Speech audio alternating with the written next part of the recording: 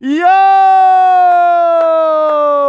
What's going on, everybody? You're watching Giants Now by Chat Sports. I am your host, Marshall Green. Already 253 people in the building. Everybody wanted Giants Now to go live. Had to do a little finagling, a little arguing, a little back and forth with our bosses here at Chat Sports. And I knew you guys would show up and show out. Already 260 people in the building. Shout out to all the real ones. If you haven't yet, hit that thumbs up icon. Up to 300 people watching. Can we get to 150 likes in the first couple minutes of today's show? Let's go Big Blue. It's been a busy first 2 days for the New York Giants in NFL free agency. But day 3 is here. And it's a little bit slow. No moves really across the NFL that have been shocking. No moves for the New York Giants whatsoever. We do have some rumors to get into. We put a video out on the channel this morning talking about the idea of a Justin Fields potential trade. I had heard some stuff on that. Some Giants beat reporters, we were talking on Twitter about it. They said they have heard some stuff as well. So we'll talk a little Justin Fields. We'll do that on today's show, as well as Jordan Renan and Ian Rappaport were mentioning that the New York Giants are interested in signing another running back on top of signing Devin Singletary in NFL free agency. So we're keeping our eyes on other potential running backs. We broke down that although on the video we put out on the channel this morning. I'm just now pumped up that we're here with the real ones in the studio. We got 400 people watching. Shout out to you guys. That's why this is the #1 channel on YouTube that covers the New York Football Giants. Giants Now by Chat Sports. If you're a real one, drop a real one for me down in the comments section. We're just going to hang out. We're just going to talk, and we're just going to enjoy each other's company. I'm going to give some shout outs to everybody that types real one. Shout out to Romeo Y. What's up, my man? Nope is in the building. Stephen Blenis, Marty, Anthony. Random Edit said we should sign Calvin Ridley. I would not get your hopes up for the Giants signing Calvin Ridley. As of a couple of hours ago, my cap people told me that the New York Giants are expected to have $5.1 million in free agency left to spend. I would expect an Andrew Thomas contract restructure to be coming down the pipeline pretty soon. I think it's this Sunday, actually. He gets a $5 million roster bonus. So I could see the Giants waiting until Monday to restructure Andrew. And then also I think they will have to restructure Dexter Lawrence's contract as well. If you restructure Dex and you restructure 78, I think that saves you about $25 million in cap space. Not sure the Giants are going to go out and make another big move or anything like that, but you still just want to have the flexibility and the means and the ability to go and make a move happen if you want to. But I don't see them cashing in for another player. I don't see a Calvin Ridley signing coming. I don't see them paying one of the top corners in NFL free agency. Their splash of the spring, their splash of NFL free agency was trading for one of the best pass rushers in the NFL at just 25 years old, Brian Burns. Shout out to everybody in the building. 460 people are rocking with the real ones right now. Patrick Seaman, we didn't know what the engagement would be today. We didn't know with no moves what would happen. Giants fans are ready. Yeah, I'm pumped up to be here, hang out with you guys for the next couple of hours, hopefully. Yeah, have a good time. Be here. We want to be here for the rest of the day. Shout out to everybody in the building. If you haven't yet, please hit the thumbs up icon. 475 people watching. Please, please, please hit the thumbs up icon. If you have, drop a me down in the comment section. Seeps, where are you at, dude? It looks like you're somewhere downtown or something. Yeah, I'm actually in a high-rise right now in the middle of Dallas. A little remote producing for you today. Yeah, Marsh and I are actually not in the same room right now. Is that New York City behind you? I think that's Empire State Building right there, actually. That's freaking hilarious. Shout out to everybody in the building. Hit the thumbs up icon. New York G-Men coming in with a $2 super chat says, will the Giants? I think they will. Honestly, if I put my money on it, they will. I think that's a bold take, but I agree with you, Patrick Seaman. I think the Giants will as well. I want to know what he... Oh, wait. It says, will the Giants sign a CB like Xavier Howard? Are you is this a remote producer issue from Patrick Seatman? Will the Giants? I don't know. Will they? Oh, there we go. Will the Giants sign a cornerback like Xavier Howard? Well, his name is Xavier. Yeah. Number one, it's Xavier Howard. Shout out to Steelers. Yeah, sure. Nice. Coop. I do think the Giants are interested in signing a cornerback. We know that they met in day one of free agency with Darius Williams. We're unable to get a deal done with him. He signs for about an average annual value of $10 million to the Jacksonville Jaguars. I think a guy like Xavier Howard, I think a guy like Tre'Davious White, maybe a veteran with a little more tread on the tires, and at this point, not being the most sought-after free agent target, I think that makes a lot of sense for the New York Giants as a potential destination. I've always been a big fan of Xavier Howard. I would love to have him. I think he has some of the best ball skills at the cornerback position in this league. Definitely. I'm also would be interested in Trey White. I know White has had some injury issues the last couple of years, Seeps, but when he was healthy, he was looked at as one of the top 5 corners in this league. Yeah, he was. I don't know how much he has left in the tank, but I'd definitely be down to get him. Still just 29 years old. Really? Still just See, I thought he'd 29 be years older old. than that. Still just 29 years old, but best days are probably behind him. But I still think come in, mentor Deonte Banks, and be a solid CB2 on the other side of the field at a relatively cheap salary. I thought they would sign Jordan Poyer. They could have. It only was a 1-year deal, I think, for $2 million. They passed up on that. But I do think some other moves are coming. Jake says, how about Patrick Peterson? How about no? How about no? Patrick Peterson is cooked. Before we dive any further, though, into today's live show, I got to tell you about our proud sponsor, PrizePicks. Go to prizepicks.com/CLNS and use that promo code CLNS, and PrizePicks will match your first deposit up to $100. PrizePicks is the #1 daily fantasy sports app in North America. All you do is pick more, pick less, NBA, as well as NFL, college football. But those seasons are over with. Your season of playing PrizePicks should not be over with. NBA, college basketball, NHL. Yep. I think they got PGA Tour on there. I think they even got a little NASCAR, a little checker flag. Women's college hoops. You can Women's get a little college Caitlin hoops. Clark action if you want. I want Caitlin Clark versus Angel Reese in the national championship, and I want them to rig it to make sure that happens. Yeah, and I want Caitlin Clark to smack LSU around. She's tough. She She's kind of tough. hoops like I do a little bit. Like who? Like me. Like you? She kind of hoops nah, like me. Not at all. Not at all. Pick more, pick less, play PrizePicks. Shout out to the #1 daily fantasy sports book, daily fantasy sports partner in North America. My man Joey DeLuca in the building. Everyone's in the building today. We got a whole bunch of real ones. 500 people watching. Please hit that thumbs up icon if you haven't yet. Shout out to Joey. What's good, my man?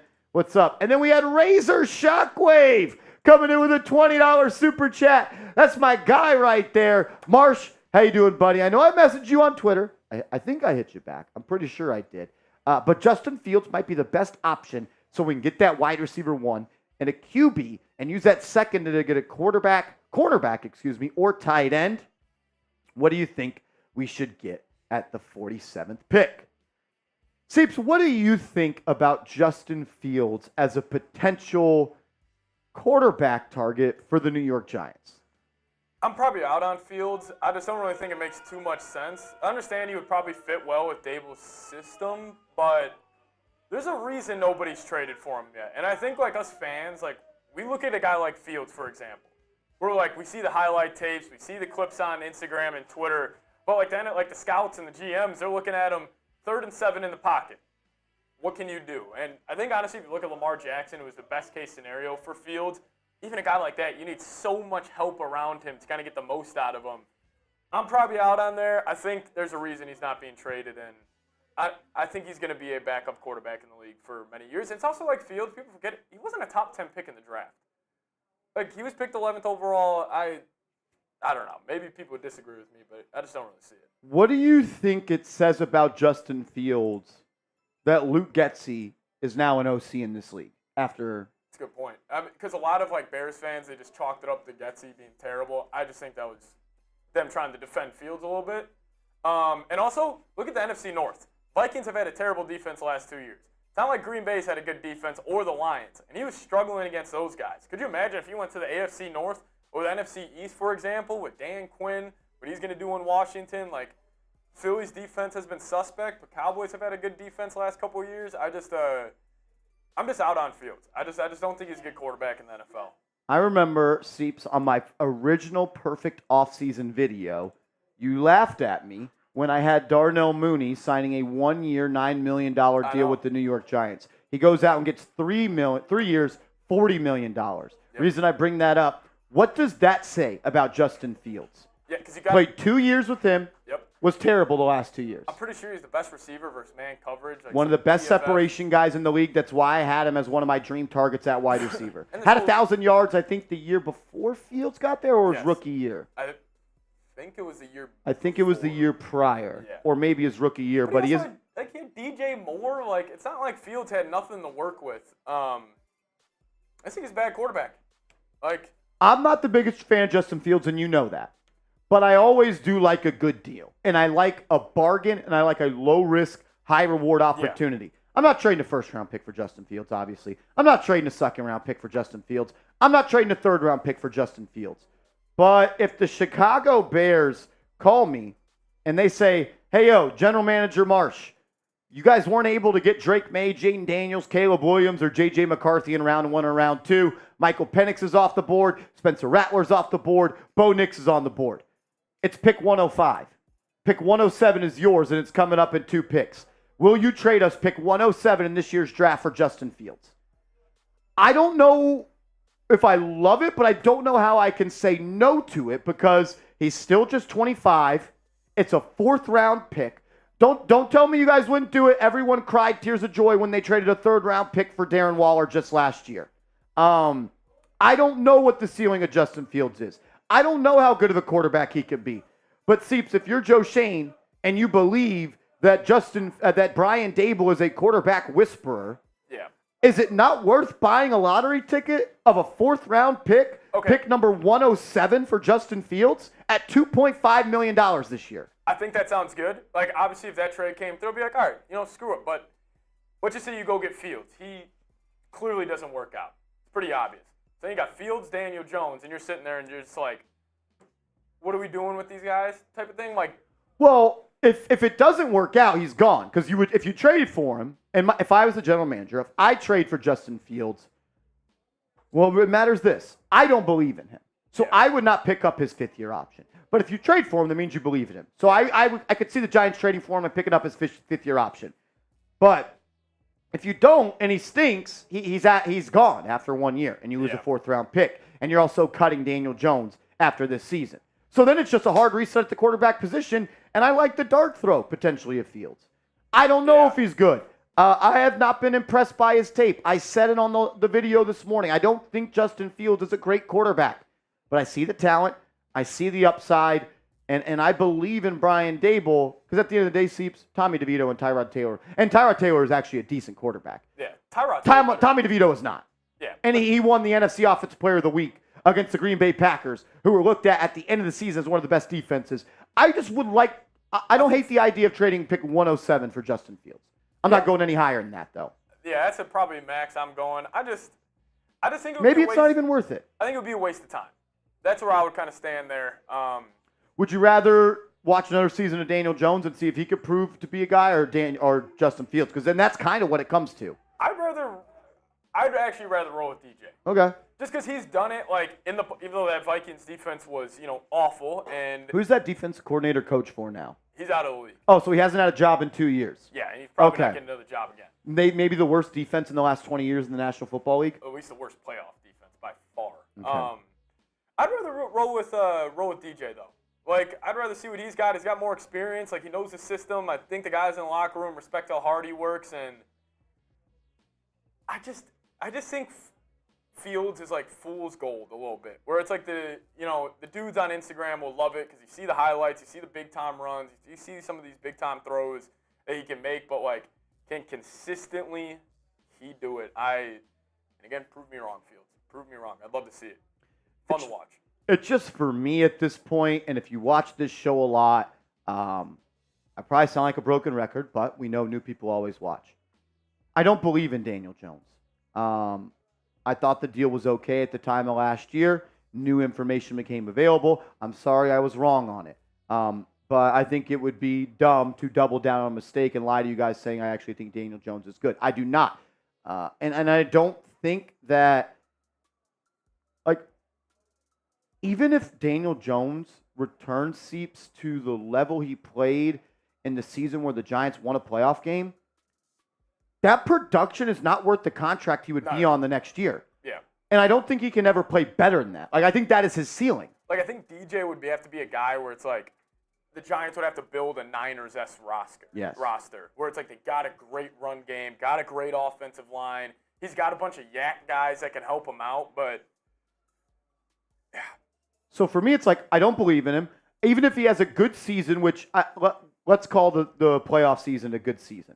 And let's say he plays 1% better than that. Yeah. I still don't think that's worth potentially a $50 million cap hit in the 2025 season.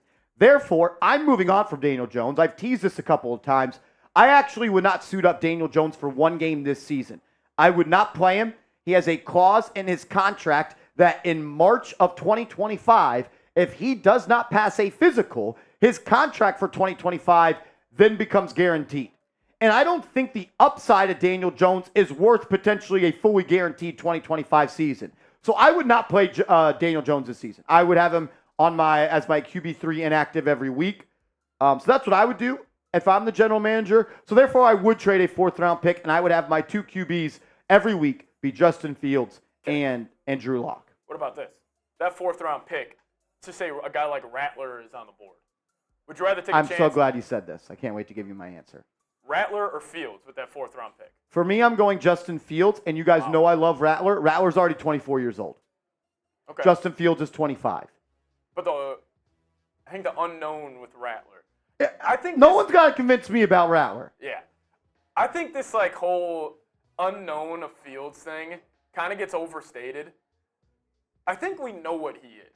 He's an extremely athletic quarterback, can't throw in the pocket. Let's just say his athleticism just takes a step down. He went down 600 yards rushing from 2022 to 2023. Yeah. I think he went from 1,100 yards to like 650 or something like that. He had 1,100 rushing yards in 2022, and then he went to 657 in 2023 with only 36 less carries. That tells me, Seeps, he made a conservative effort to not be a rushing quarterback. He doesn't want to take those hits, and he knows that rushing quarterbacks' lifespans are not nearly as long. And that's your best skill set. So, like, I agree with you in the sense if he's not going to be a running quarterback, I don't want him. I only want him if he wants to commit to being a dual threat. Yeah. Like, then Daboll's got to have a whole new, like, you got to go full Ravens mode. I think you can run the Daniel Jones offense that you ran with Fields. The little read options with the pulling guard. I mean, let's not act like Daniel Jones was some just gunslinger back there. I mean, his average yards of attempt say that. He was a rollout guy, throw it into the flat. I just personally don't think he's all that good. I think he's a good guy. I appreciate his work ethic. I appreciate everything he's given to this organization. Just for me, where I'm at, I don't want to risk the injury clause. I don't think he's good.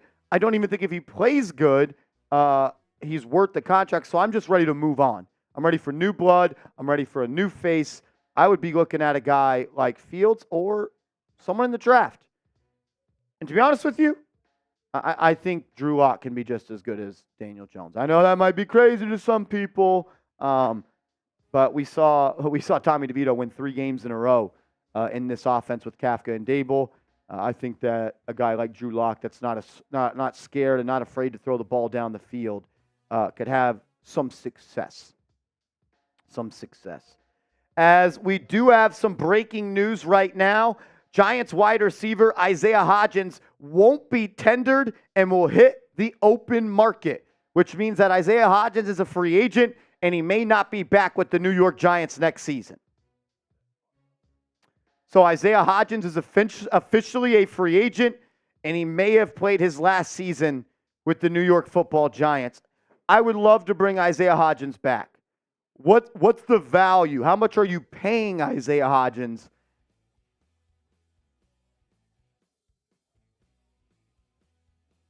Why does it sound like there's puppies in here?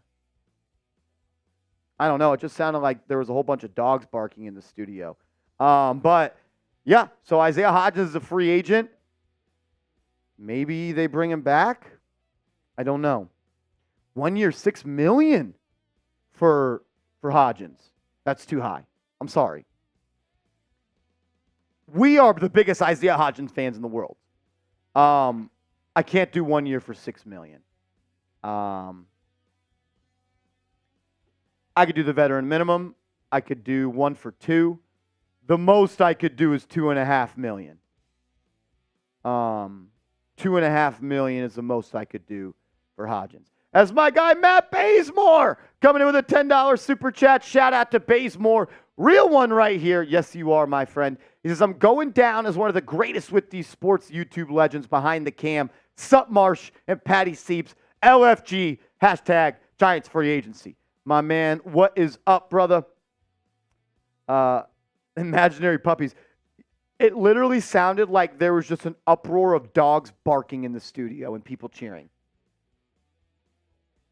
I think it is. Yeah, that was weird. That was weird. Matt Bazemore, we love you. We appreciate you. Thank you for making this your go-to channel on YouTube. It means a lot. We got 800 people watching. If you please could hit that thumbs up icon. It would mean a lot to everybody here at Chat Sports. More likes equals more people watching. And the more people that watch this channel, that means the more we're going to grow and the better the product we're going to be able to put on for you guys. We got new graphics this year. We didn't have this last year. So shout out to everybody that always consistently supports this channel. Like my guy Razor Shockwave. What up, man? Also question, do we get picks for number 26? I love that you didn't say his name. And Xavier McKinney. So yesterday, I kind of tweeted something about the comp pick situation. I will just read you what I was told. Let me find the tweet on that real quick. This comes from Nick Corte. He is an NFL contract analyst, especially towards the Broncos, over-the-cap contributor. So he covers the league. He said the Giants are still even in compensatory free agents lost and signed due to signing Drew Lock just before A'Shawn Robinson left. However, the Giants' losses are valued higher enough over the signings that they are showing up with a net value 7th rounder at the end of the list. So, Seeps, I think we were a little mean to Joe Schoen. I think we said the Giants didn't get anything for Xavier McKinney and Saquon Barkley. They did. They're going to get a 7th round pick. Take it. Maybe they should have traded them at the trade deadline. Yeah. Considering you got a 2nd and 5th round pick for Leonard Williams. Yeah. I would love to know what the offers were for McKinney and Barkley at the trade deadline. What's your couple 4th, couple 5th maybe? Seeps, why would you trade them when those wins were so important to the culture you're bringing in next year? If you already knew you weren't going to bring Saquon back, That's the only thing I'm really kind of upset about with Joe Schoen through this process was he knew he had a ceiling where he was willing to go on McKinney. He knew he had a ceiling he was willing to go on Barkley. Yeah. Did he think he was going to be the highest guy with that ceiling? And if the answer is yes, that's a problem. Definitely if the answer is no, when you didn't trade them, that's a bigger problem. Yeah. But hey, we're going to get a 7th round pick for and compensatory picks for losing Barkley and Xavier McKinney. But I will make it fairly known. I'm glad we didn't re-sign either of those guys. That was just too much money for both those guys. Way too much. Those guys are sprinkles. Those safeties and running backs are like... Those are final pieces you add to a championship contending team. Yes, which Giants aren't near. They're not close to that right now until they start Drew Lock.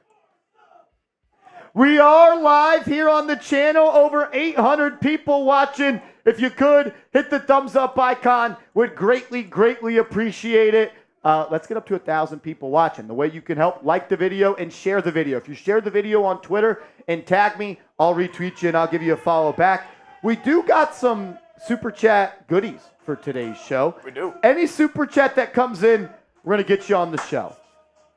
And I've been having this on my desk, Seeps at work, since the end of the season. And I thought to myself, how about we just give this to somebody? I'm down. If you send in a $10 super chat today, you will enter the raffle to win our hard hat, and you'll also get a ticket into the raffle to win a custom New York Giants Now March 2024 MVP.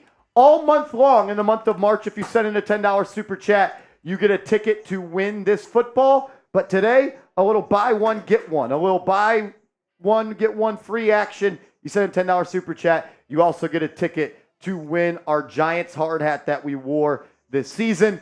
And if we get to $1,000 in super chats today, Seeps, we did 2,500 on day one of free agency. We'll boot race it. And also, Shockwave sent in a 20 earlier. Just gave him 2 anyways. Oh, you guys sent I in love a 20. that. Hook you guys up. Every $10 you send in today will get you a ticket to the raffle for both the football and the hard hat. You send in a 20, we'll hook you up with 2. Shout out to everybody. Mr. Rick is in the chat. What up? What up, Mr. Rick? Mr. Rick. He hasn't been very happy with me. With you? Really? Or he's been taking out his anger on me. Have you been too positive over this football team? I've been too happy that Saquon Barkley's not re-signed. I don't blame Mr. Rick. You didn't want Saquon back. Stop lying. No, I didn't want Saquon back. But I see why Giants fans, you have that emotional attachment to the heart and soul of your team. Says Ahmad Bradshaw was also arrested on the field of Super Bowl 42 because of issues with the law while in college. CY 7th pick. Yeah, I mean, there's a reason that he fell. He's a good football player, though. Those little legs, logo falling off the helmet in Buffalo, that's one of my guys. Shout out to him. Sahagan's detailing. What have I missed, Marsh? Nothing today. Nothing today. Nothing today. If you're asking what you've missed through the first 2.5 days of free agency, we can give you a little bit better of an answer there, but I think you know. And because you're subscribed to the channel, we've put out a video for every single move the Giants have made so far this offseason. That's why you subscribe. Shout out to Sahagan's detailing. That's my guy right there. My man Joy Boy says, do you trade up with the Chargers to guarantee Neighbors? I'm going to say no. Yeah, I'm probably saying no, too. I don't think it's worth trading up when you could just take a Dunze if you want to go receiver at 6. Yeah. Because, what? I mean, what are the Chargers going to ask for? Maybe a 3rd or a 4th? Are we giving up pick 70 to move up one spot? I'm not doing that. I would rather have a Dunze and a pass rusher in the 3rd round. I don't think the Giants are in a spot where, you want to be aggressive. The only time I think you could be aggressive right now this year is if you're trading up for a quarterback. Yeah. I don't think that they have the draft capital right now in their pockets to be trading up for skill position players. Yeah, I don't think that would be the right call. As officially free agency has started, actually. Really? Yeah. It'd be really cool if the Giants traded for Brian Burns. Yeah, the Vikings just signed Jonathan Grenard and Sam Darnold right now. So Lawrence Cager just posted on Twitter and said, on a mission, ... let's do it, #Gmen. That sounds like Lawrence Cager is back with the New York Giants. Yeah. So it sounds like the New York Giants, Mr.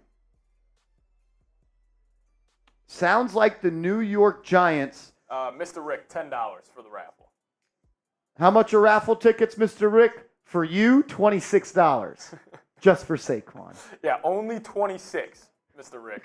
You send it 27 or 25. You're done. You're done. No, they're $10, my man. They're 26. $10.26. Thanks. I freaking love this guy. I can feel the sass. I feel it too. I feel it. He's so mad at me because I'm glad the Giants didn't pay $40 million for a running back that's played a full season one time in his career. Yeah. And a guy that was picked number 2 overall at running back in Seeps has played 6 years in the NFL and has 3,000-yard seasons. It's just time. It's just time. It hurts. Your girl she was hot. She was smoking hot. Every other dude wanted her. She didn't show up, though. She didn't show up. She cheated a couple of times. And then she left you for your brother. Yeah, then she left you for your brother. And then your brother invited you to be his best man at the wedding. You guys moved in together. Yeah, and they're sleeping on your couch. So Lawrence Cager back with the New York Giants, expected to be a 1-year veteran minimum deal. Seeing if anything else has happened. News of the day so far, Hodgins is a free agent, not expected to be tendered as a restricted free agent. Giants could still bring him back, but they are not going to get anything back if he signs with another team. I saw someone in the chat say something about a $200 super chat that they sent in one time. Snow Yog says, do you remember me? It's Shadow. I spent like $200 on you, and I don't regret it because you're my fave YouTube right now. Shout out to you. Shout out to you, big dog. That's a big dog. That's where the big dogs eat. Shout out to him. Mad love. Big dogs. Appreciate you now. Shout out to Joy Boy. I would not trade up for Malik Neighbors. Long answer there, but I'd rather give you guys too much information. I think I got to go to this right away. We'll go. Oh, Mr. Rick, I freaking love you, dude. Shout out to Joy Boy. Ryan Liskowitz with a $5 super chat. Shout out to you. Says, Marsh, you're starting to grow faster and faster, and I've been watching for 2 years and put my boys on here. I'm proud of you. Sorry for being random. Well, sorry for what? Ryan Liskowitz, you are always showing in. You're always showing love. Being random is not what that is. Hey, the reason that this channel is growing and is now it is what it is. You guys know what the deal is. It's all because of you guys. Also, it's literally because of y'all. Thank you guys so much for tuning in today. This is all Marsh and I want to do the rest of our shift. And if you guys weren't tuning in, showing love, we would have had the bosses in our ears. Telling us to help on a Bears signing or a Niners signing or a Raiders or a Cowboys signing. So we're going to stay live as long as you guys continue to show up and show out. It's kind of the rules at free agency here at Chat Sports. In fact, we got 730 people watching. That's pretty damn cool. Shout out to y'all. Giants haven't even made a move. Ryan Liskowitz, that's mad love, my man. The only reason this channel continues to grow is because of people like you and people like Mr. Rick in the chat that love Saquon Barkley. I love this super chat from Serious Wasp. Serious Wasp. Word for the season isn't rebuild, it's refresh. I love that. I do too. That's what I've actually been saying on Vikings. Really? It's a new start, new era. We're getting new people in the building. Also, you guys remember day one of free agency, Marsh and I were mid-boot race when I found out Kirk Cousins was going to the Falcons. Does anybody remember that? Like, that was insane. I was mid-boot. I looked down because I see Twitter blowing up. And I'm like, oh, my God, Kirk Cousins. It was a 4-year deal. I was like, there's no way. That was funny. Nope, and Bronx Boy, remember. That was bad, man. That's hilarious. As the Bears are making QB moves, according to agreeing to a 1-year deal with Brett Rippon. Yeah. Rebuild. It is a refresh. It's new blood. Mark Estrada. No tears. No tears. Serious Wasp. I'm with you. They gotta change something. I mean, Seeps. How could you let Saquon Barkley go? He was the best player on this offense. Yeah, I think the Eagles are by far my most hated team. I hate the Eagles. I freaking hate them, dude. They went into the Chase Sr. out there looking at me sideways. I want to be like, you guys realize that you lost the Tampa Bay Buccaneers because you couldn't stop the run or cover anybody? I hope Saquon Barkley could play defense and linebacker. Yeah. Like, you already had a run game. You had a run game. That wasn't the issue. Johnson U says, I love Chase Sr. I love Chase Sr. But on Sundays when we play the Eagles, it's fuck Chase Sr. And he would say the same thing. That's why that's my brother. IMP! I don't know what you heard about me, but you can't get $1 out of me because I'm the motherfucking IMP. What up, man? Appreciate the super chat, brother. Thanks for tuning in. If you have a comment, if you have a question, if you want to tell me that I suck at my job, send it in the chat. We'll talk about it, my man. Thanks for being a real one. Appreciate it. Shout out to all 770 people watching. Please hit the thumbs up icon. As I don't know what you heard about me. My man, the IMP says Barkley will play in 5 games next year. 2 of them against us. He will get 500 yards. Have some confidence, big dog. You think he wants to run up against the D-line that has Dexter Lawrence, Kayvon Thibodeau, and Brian Burns? Bobby Okereke, Micah McFadden behind him. Dave Belton, Jason Pinnock behind him. Deontay Banks on the outside. Around the outside. Shot to the IMP. That is a ticket into the raffle for the ball for the month of March, as well as a chance to win this year hard hat. Every $10 super chat that comes in today, you're going to get a raffle ticket to win potentially both of these items. Shout out to everybody in the building. Let me check my Twitter, see if there's anything I have missed across the National Football League. Shout out to all the super chats that come in. We'll get to those here in a second. Stick with us. A little network error on our side. It's tough that I'm in New York. Marsh is in Dallas. Technical difficulties. Some technical difficulties. Nope says we have no money. We're sitting at around $5.1 million in cap space. But once you restructure Andrew Thomas and once you restructure Dexter Lawrence, you create $25 million in cap space. So let's talk about it. Who do you want the Giants to sign next? Who do you want the Giants to sign next? What about Mike Williams, who was just released? Is that too much? He's also coming off of the torn ACL, I believe. Yeah, I think he might be a little bit out of the Giants' price range. I wonder how much he's going to get, actually. Giants Prod says KT about to crack another Eagles ribs. Remember Nick Foles? Oh, I remember, brother. Joey says we haven't even restructured AT and Dexter. We will. We will. I believe we will. We got a Mike Williams from Antonio. AJ Dillon from Marty. Steven says Calvin Ridley. Shan, or I think that's Sean, says Hunter Renfro. Cha says, how did Seeps score a corner office with the big windows on 5th Ave in NYC? Seeps moving up. Good boy. Somehow the host of New York Giants now sits at a cubicle. Producer of New York Giants now. He got the corner office. They know who moves the needle. They know. They do. They do. Tom the guy says Drake May. I wish we could just sign him. Rome says Justin Simmons. I wouldn't get your hopes up. Mike Williams again. I wouldn't get your hopes up. JLD says Cam Curl. I've heard a lot of people say Cam Curl. I'm interested to see how much money he signs with. I think he's a good football player. Giants have a need at that safety spot, so definitely could see them pursuing that, but it's always going to come down to dollars and cents with this football team at this point in free agency. Andre says Justin Simmons. IDC says Jordan Fuller. Dead Storm says I would like a wide receiver that's actually a number 2, so it opens up. How about a wide receiver that's actually a number 1? We need that. Kenny Galladay from Serious Wasp. Yeah, maybe we can cut our best interior offensive lineman and sign Kenny Galladay again. Shout out to Dave Gettleman for that one. Oh my goodness! As this one's rolling in from Daniel Shank. Bang! A $50 super chat from Daniel. That's got to be Shank, right? Shank.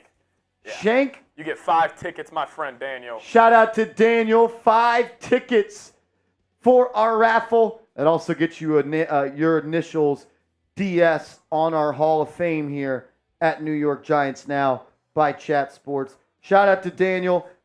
Thank you for the very generous contribution. Love my Giants. My dad was a diehard Giants fan, and he just passed away 3 weeks ago. This is for him. He would be stoked about these signings.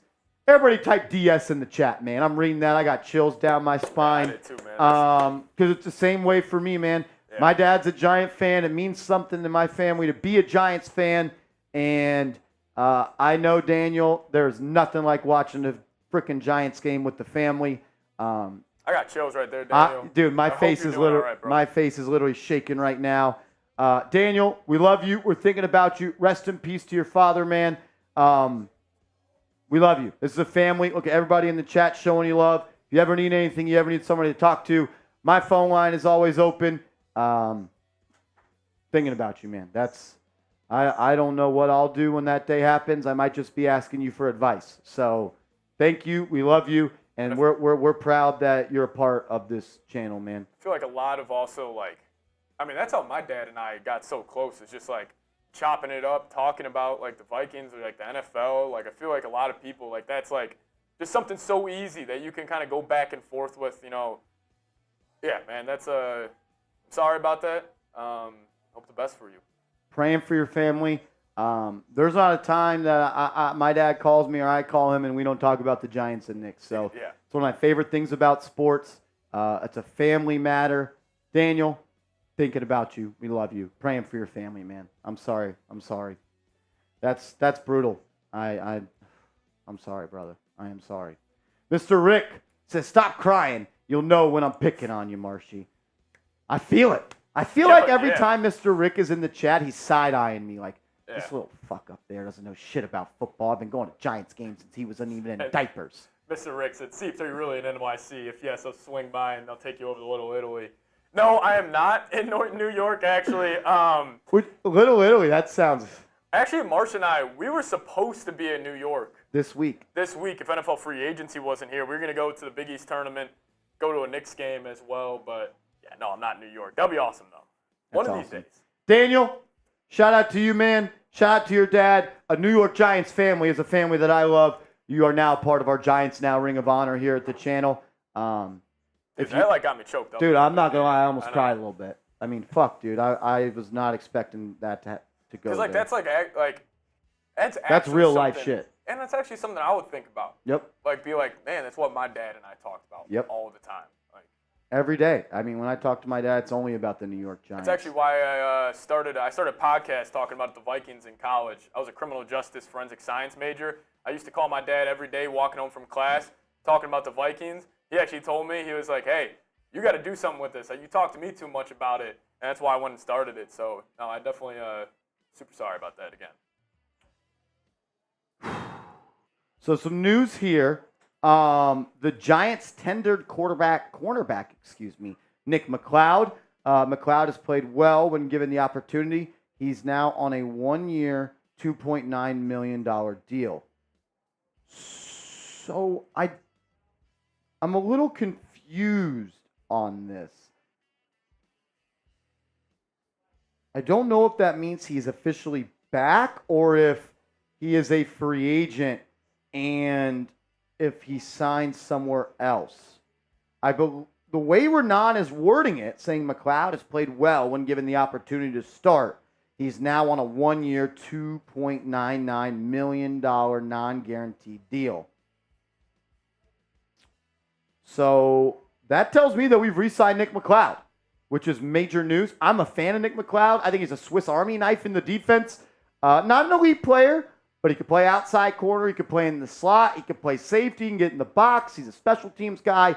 We'll continue to keep our eyes on this. I think that means, though, that he's back. Not 100%. The wording there is very seriously. They tendered him. They didn't say they re-signed him, but that is that. Mr. Rick, we love you, brother. We love you. As Zach Attack 5858 says, screw the Eagles, Sheagles, and Clown Boys. I'm with you.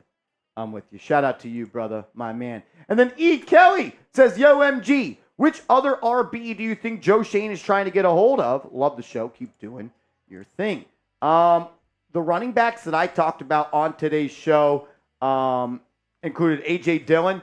According to Ian Rappaport, A.J. Dillon is a guy that has interest in signing with the Giants. He didn't say the Giants have interest in him. He said that the Giants are one of his 3 finalists. J.K. Dobbins, I'm hoping, is a player that the Giants are interested in. I know he's had some injury issues, but when he's been on the field seats, he's been productive, 5.8 yards per carry. The guy is explosive. Yeah, if he could just stay healthy one of these seasons, man, he could be productive. I don't know if you can get him for a super cheap deal. I'm sure he's looking to cash in. I would try and bring him in on a 1-year cheap deal and have him pair alongside Singletary, and I think that's a pretty good 1-2 punch. I also like Latavius Murray. Those are my 3 guys that I would be looking at if I was the Giants. I also wouldn't mind bringing in Ezekiel Elliott, a little funny ha-ha to the Cowboys. A goal line back, I think that could help. So that's where I'm at on that. Oh, my goodness. As this one's rolling in from the real Jay Banks. Bang! Bang! A double bang for the real Jay Banks. Everybody show him some love in the chat. That is a incredible donation. Thank you for the very kind support, my man. Thanks for being a part of this channel. And wow, that is incredible. He says, 1, thank you. That's awesome, man. Everybody show Jay Banks some love in the chat. Are banks closed on Sundays still? Are banks still going to be closed on Sundays this year? They gotta be closed this Sunday. I tweeted out yesterday that the Giants need Deonte Banks to be a CB1 this year. He's got to be a CB1 this year. You pick a cornerback in year 1, round 1, year 2, he's got to be a stud. The real Jay Banks says, I think Joe was doing the best he could. He said it from the start. We are not kicking the can down the road. It's either we want you or we don't, and that's something our team needed with the old in with the new baby. Jay Banks, I'm right there with you. Did it take some stones for Joe Shane to let Saquon Barkley walk, yeah, that took some stones. And to let him walk to the Eagles, that makes it even more of a gutsy move. He had the opportunity to match the contract. He did not. It also took some stones to let Xavier McKinney walk in free agency, who you had an opportunity to match his contract. You did not. So I agree with you, man. And you're right on point. Joe Schoen said he's not kicking the can down the road. He's done it a couple of times with this restructuring of Waller and the restructuring of Daniel Jones a little bit. But he has pretty much stayed true to his word in that sense. And you're right. Out with the old and with the new. The old got you one playoff win in 5-6 seasons. It can't be much worse. And, oh my gosh, no way. Do you know who that is? Oh my God, yeah. What I'm trying to say is, also what I love that Joe Schoen is standing on what he said the real Jay Banks is, I am paying players at pivotal positions. Premier positions get paid. Edge rusher, paid. Left tackle, paid. Interior defensive lineman, paid. Interior offensive lineman, paid. He's paying important positions. And I'm glad he's standing on that. The real Jay Banks, you're a real one. You're getting 2 stickers on our Ring of Honor here at Chat Sports for Giants Now. And you're also getting 10 raffle tickets. Shout out to the real Jay Banks. That's mad love. Shout out to you, man. Appreciate it. You also got yourself 10 raffle tickets in our raffle. I do think it's so important that Seeps, they're paying premium positions. Yeah. Premium dollars. And then you got like a team like the Packers taking a whole different route, paying safeties and running backs. Safeties and running backs. Giants, left tackle, paid. Interior offensive lineman, paid. Second round pick on a center. Seventh overall pick on Evan Neal. Cashed out Dexter Lawrence. Paid Brian Burns. Kayvon Thibodeau. Premium positions get premium dollars. That's what I like. I think also we're noticing like positions closer to the quarterback are getting paid. Like on the football field, like guards, obviously, guys who can get to the quarterback, defensive linemen. We've kind of seen that shift over the last couple of years.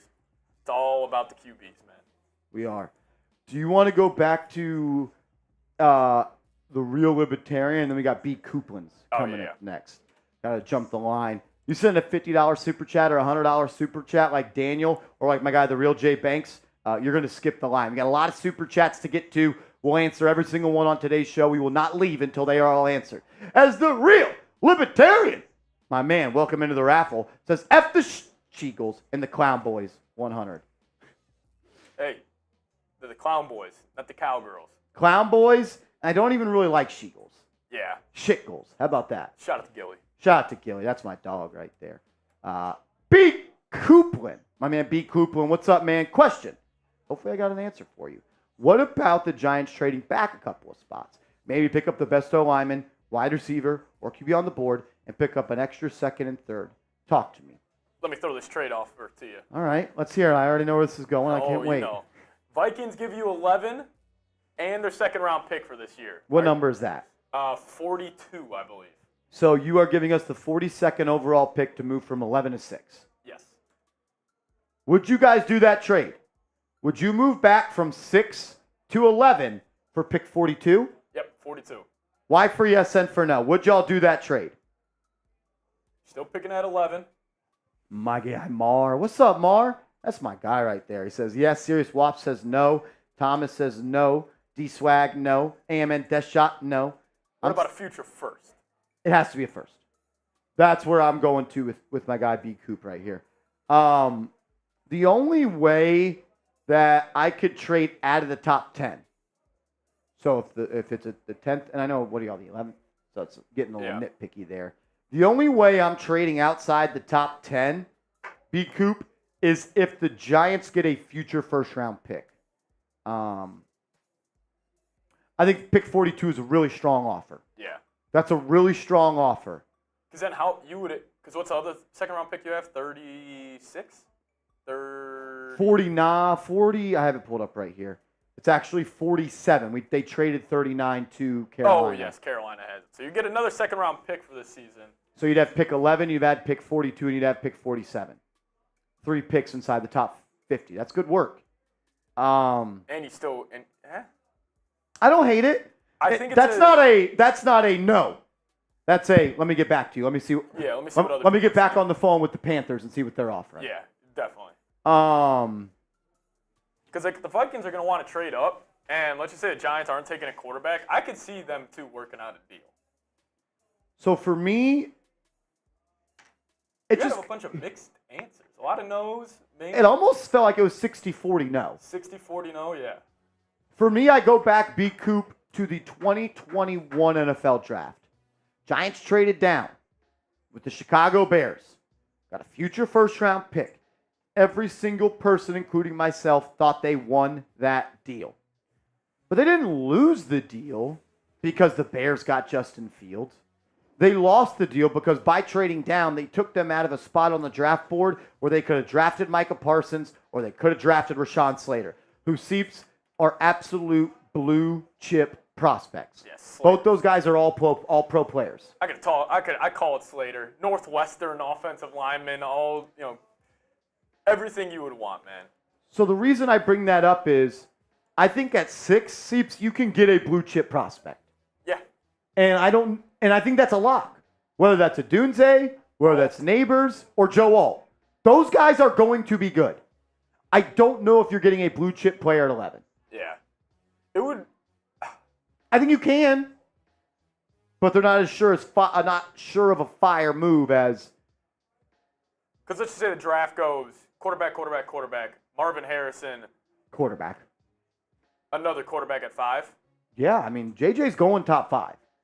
Yeah, I think he is. And then a Dunze, then Neighbors, then Alt, then Verse, then who are you getting at 11? Like, who's the guys that are being mocked to my Vikings in that area? Bunch of edges. Either Verse, Nate Wiggins. Like, you could go corner. I wouldn't mind Nate Wiggins. I actually like Nate Wiggins. Yeah, you would have a great secondary right there. I like 2 young secondary members. I do like that. But it's like, do I want Nate Wiggins or do I want a Dunze or Neighbors? Yeah, probably. But I also, second-round pick. Yeah, Wiggins in the second. You could also, deep wide receiver class, go get a guy like Leggett in the second round. No, I definitely think that's a deal where, like you were saying, where the Giants are like, I like it. I like where your head's at, but we'll see where we go. Yeah. Great question, B. Coop. Just hard to say no to guys that you really believe are going to be great. I know we thought, and Mr. Rick just said it, I know we thought Evan Neal was a blue chip prospect. Shit happens. Lord L. Boogie! Is this his first tuning in on a Giants show? I don't know if I've ever seen Lord L. Boogie tune in on Giants, and this is hilarious. And as you know, Lord L. Boogie, it's strike number 1. Heard Saquon be on that good shit in Philly. I have no idea what you mean by that, brother. I have no... This is incredible. I wonder if he's hanging out with Meek Mill or anything like that. Pudge Boys Sports Talk. What up, man?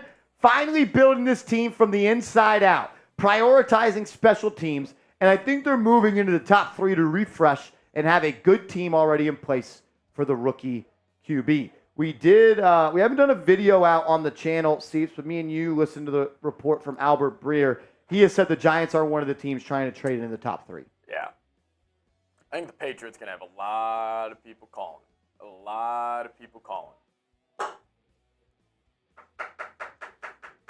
What does it cost to go from 6 to 3? Are you willing to sacrifice a future 1? Yeah, I think you have to. The trade chart says it only costs pick 70. But when you're doing it for a quarterback, that's always doubles the price. Especially if it's Drake May who falls. And there's other people calling him with competing offers. I guarantee you the Vikings have been reported. If May falls, they're offering a hell of a deal to New England.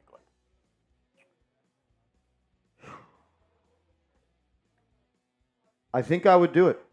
I think I would give up a future first-round pick to go into the top 3 if it's Drake May. Yeah. Don't think I'm willing to give up a future first for Jaden Daniels. Yeah, probably not. If you're the Giants, Seeps. Are you ready to be a good team already in place for a quarterback? Is the offensive line fixed? I freaking hope so. You just paid $30 million to John Runyon. And you just gave Jermaine Illuminor 17. And you have Andrew Thomas left. Like, it has to be. Or John Michael Schmitz, Evan. I mean, that's a good 5.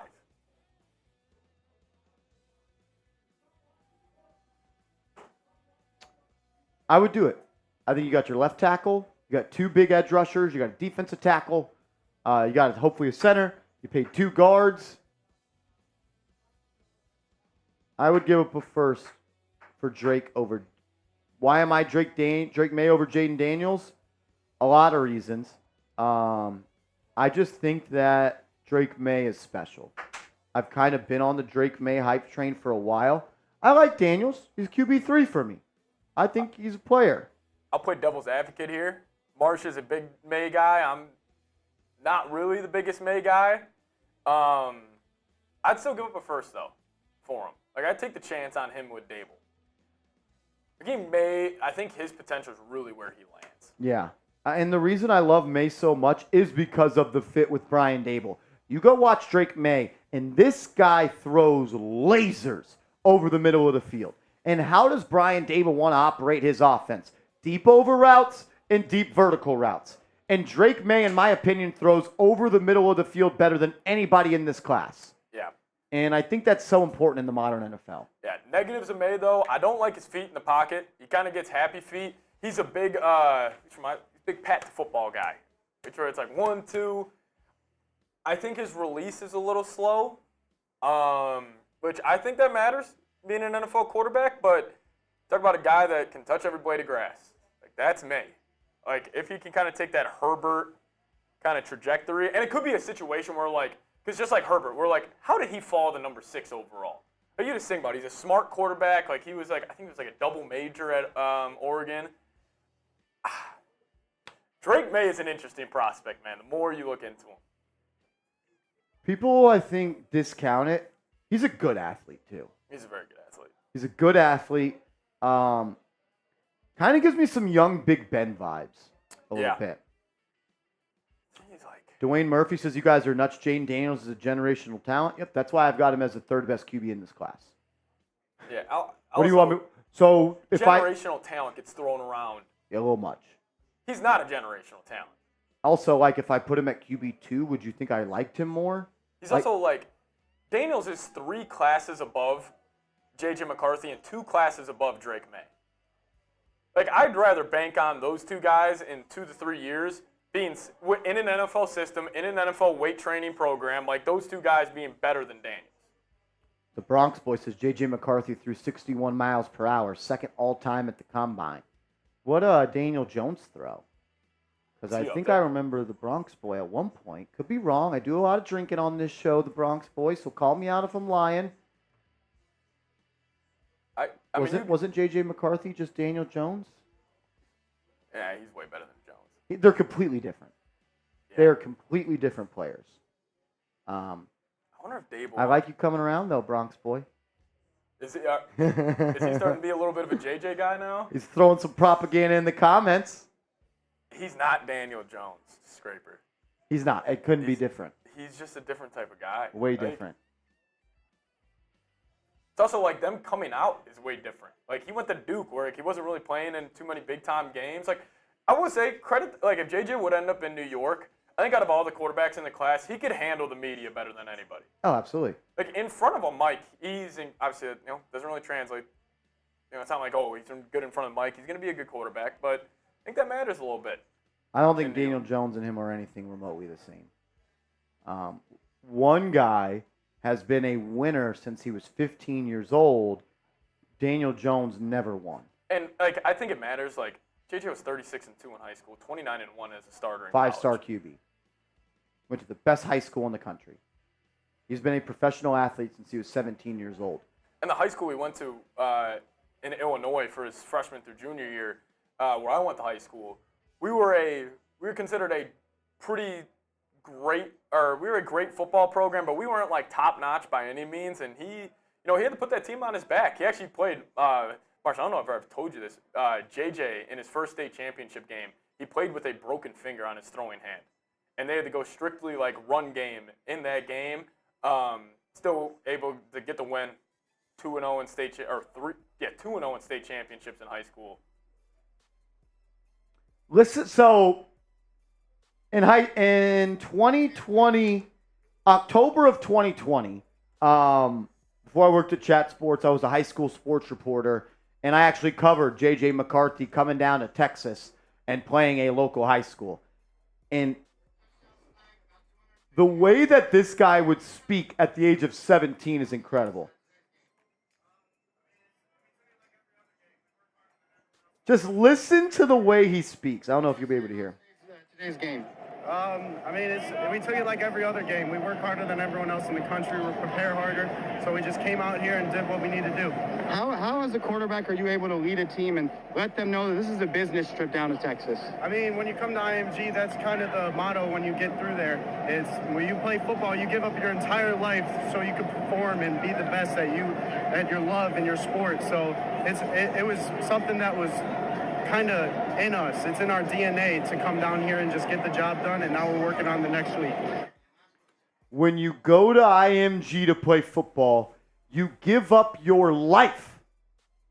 This dude is made to play football. It's also like a lot of these guys, like, I think it matters a lot of like what you're made of. Like, I understand he's not as talented as Drake May, Jaden Daniels. I don't even think McCarthy right now is as talented as even a Bo Nix or a Michael Penix. Like, but you're almost betting on what he's going to become. Because you're betting on the person he is. You know JJ is going to be first one in, last one out every single game. Or every single day of practice, every single offseason workout. I just think he's going to work out in this league. I do too. I don't know if I want him at 6, but I think he will work out. Pudgy Boys, I don't know how he got here. Good question. But I love what you said, and I think it started a good conversation. My dog, Gilly! What up, Gilly? What'd I miss? Also, big ups to legends like DS's dad. Let's get a ring for him. That's why you're my dog, Gilly. Nothing yet. It sounds like the Giants are bringing back Nick McCloud. I wish I had more information on this. Sounds like it's a 1-year, $2.99 million non-guaranteed deal for Nick McCloud. That's the only move the Giants have made today. Lumbagus, what up, Gilly? Says, give us A.J. Dillon. You've watched A.J. Dillon play football for a couple of years now as a Minnesota Vikings host here. What do you think of him? I'll tell you what, I was always scared of A.J. Dillon just because Vikings were always a softer football team over the last 5 years, or mainly the last 2 years under Kevin O'Connell. He's a dog, dude. Like, he puts his nose down. He'll fight for every yard, but he is definitely taking a step back. Because Marsh said it in the video earlier, which is a good point. If you guys watch that, like, Aaron Jones missed some time this season, and A.J. Dillon was the feature back. And he didn't really do too well. Obviously, the Packers started to peak at the end of the year, but Aaron Jones was the best running back in the league, or one of the best running backs in the league, from week 16 on when he came back. Packers always have a good offensive line. I would like him, especially, you're playing 3 out of the 4 teams in the NFC East, play outdoors. If it's December football, January football, you're not going to want to tackle that dude. So I'd like him. I think him and Singletary would be a hell of a 1-2 punch. There's some physicality coming out of the backfield if you have those two guys. Oh, yeah, no doubt. But I'd like him. What is he, like 6'1", 250? Yeah, 250. He's a one-trick pony. 6', 250, but he's not a receiving back. He's not a home run hitter. He's great in the 2nd and 4. Yeah. 2nd and 4. He's a downhill runner. He runs hard. If you can get him on a cheap 1-year deal, why not? F it. Why not? I'm in on that. But he's not my top back. Top back is J.K. Yeah, J.K. Dobbins. It will be interesting to see where he goes and how much he is going to get. My guy Craig Clifford, what up, man? I won an auction item where my wife, who loves SB, gets to hand the football off to Saquon in May. Not going to be as fun now. Is there really an interest in Fields? He says, how could we have him and Jones? Because trading for Justin Fields cost us $2.5 million of cap space. That is how. Is there really an interest in Fields? I had heard prior to the signing of Drew Lock, the Giants were interested in Justin Fields. And I tweeted that out.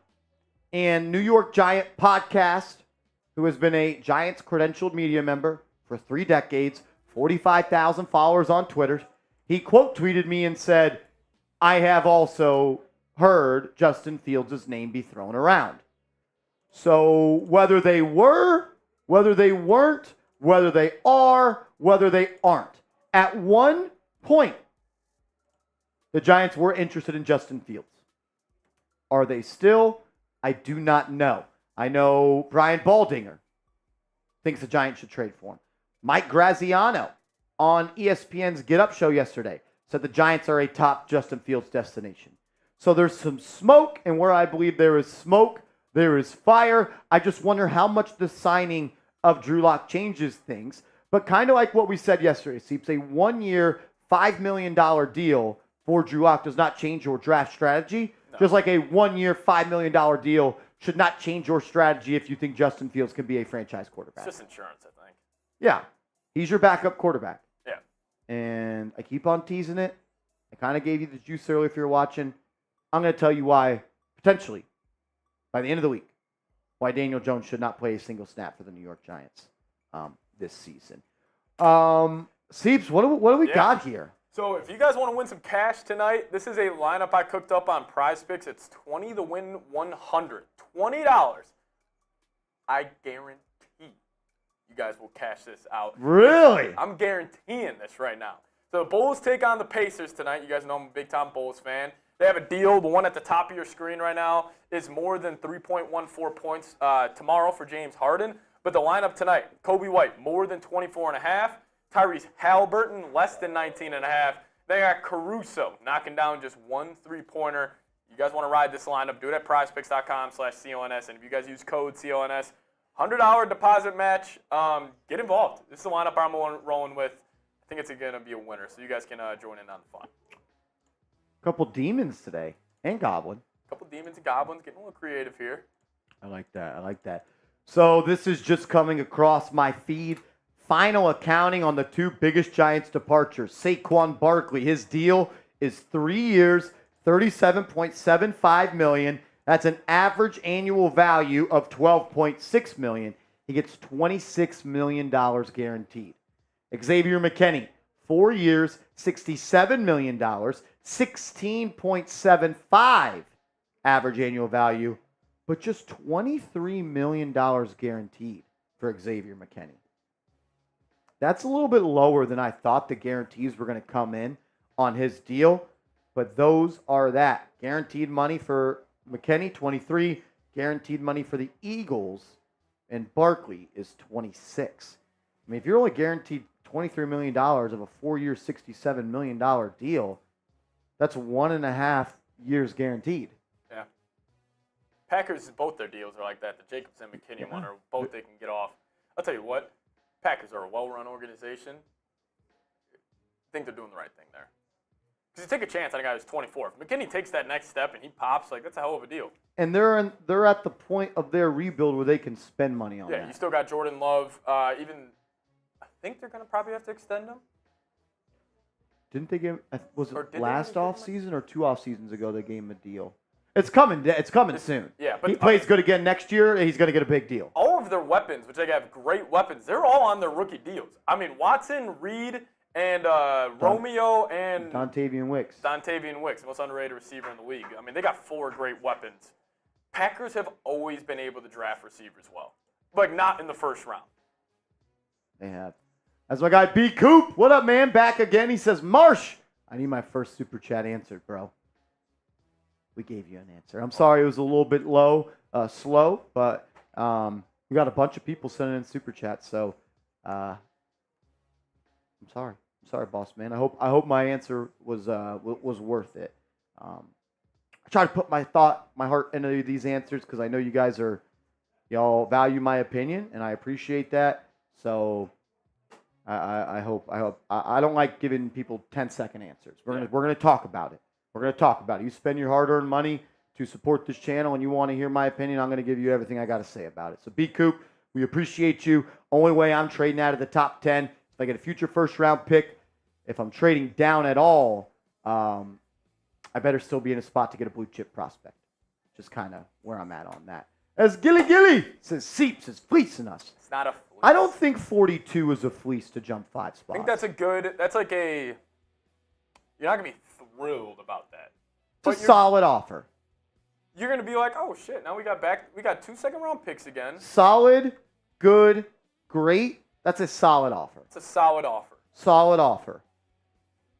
It's a solid offer.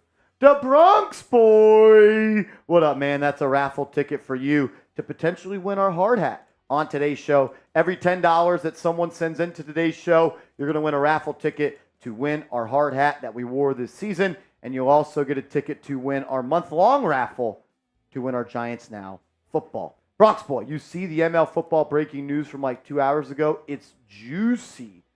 I don't follow ML football or JPA football because those guys, they don't break news. No. They just share news. Yeah. I don't know what they said.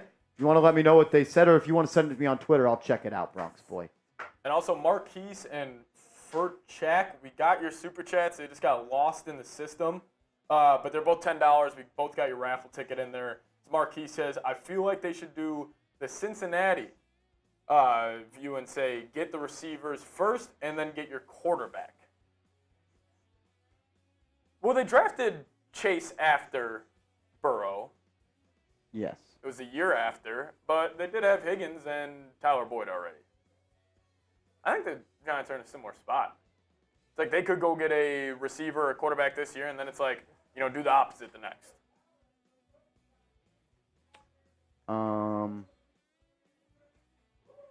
Yeah.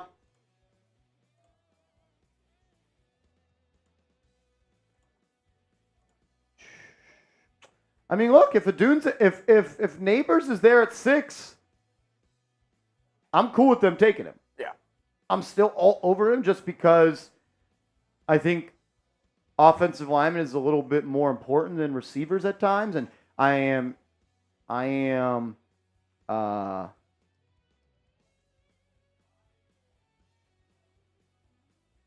kind of scarred by the offensive line production or lack thereof of production for the Giants over the last 10 seasons. I'd be cool with all, or I'd be cool at Neighbors. It's Neighbors. I go back and forth. My official rankings: Neighbors, alt, Adunze. That's where I'm at right now, and it could change. Yeah. That's where I'm at right now. Adunze, alt, Neighbors. That's where I'm at right now.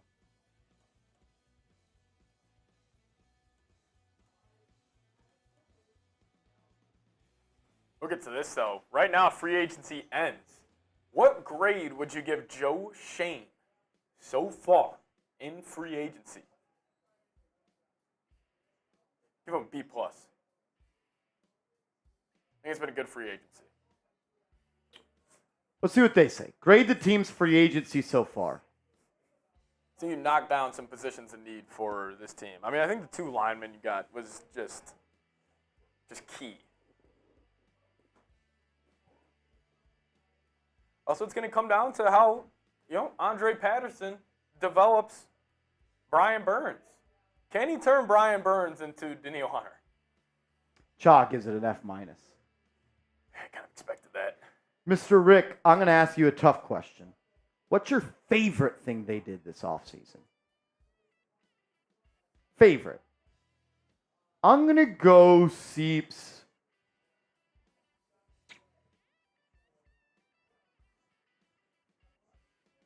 I'm going to go B. B? I'm going to go B.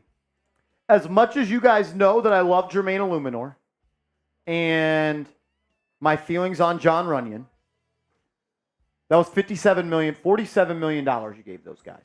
They better work. They better work. Yeah. You're giving $7 million a year for Illuminor.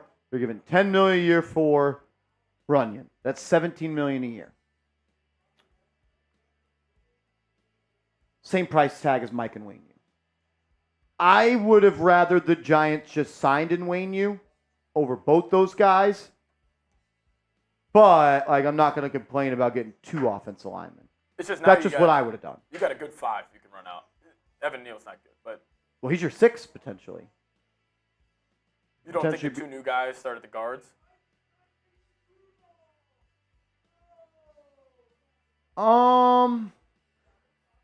I could see, yeah. I think you're right. I think Illuminor starts at right guard. Neal struggles. They bounce Illuminor out to tackle, and then either McKeithen or Zudu go to right guard. I think that also. I think it's a short leash on Neal, too. Yeah. I also wouldn't mind trying Evan Neal at left guard. There's been a lot of talk at right guard. I want to make sure I am right before I say this. Give me 1 second here. Let me see if I was right about this. It's Mason Rudolph. Yes. Going to the Titans. I am right. All right. Evan Neal in 2019, Seeps, 723 snaps at Alabama at left guard. Okay. So he's played it before. Yeah. It's also like it ain't working out at right tackle. Might as well do something. Kick him inside. I would, if I'm going, I've been anti-Neal at guard just because I actually don't think he has what it takes to play lineman in this league. I think he is, I don't think he's got great feet. I think he lacks balance. I think his punch point is a little bit strong. I think he plays far too often head over toes. But I wouldn't mind trying him at left guard next to Andrew Thomas. Yeah. But I do think he starts the season at right tackle. I think Illuminor is your right guard. I think Runyon is your left guard.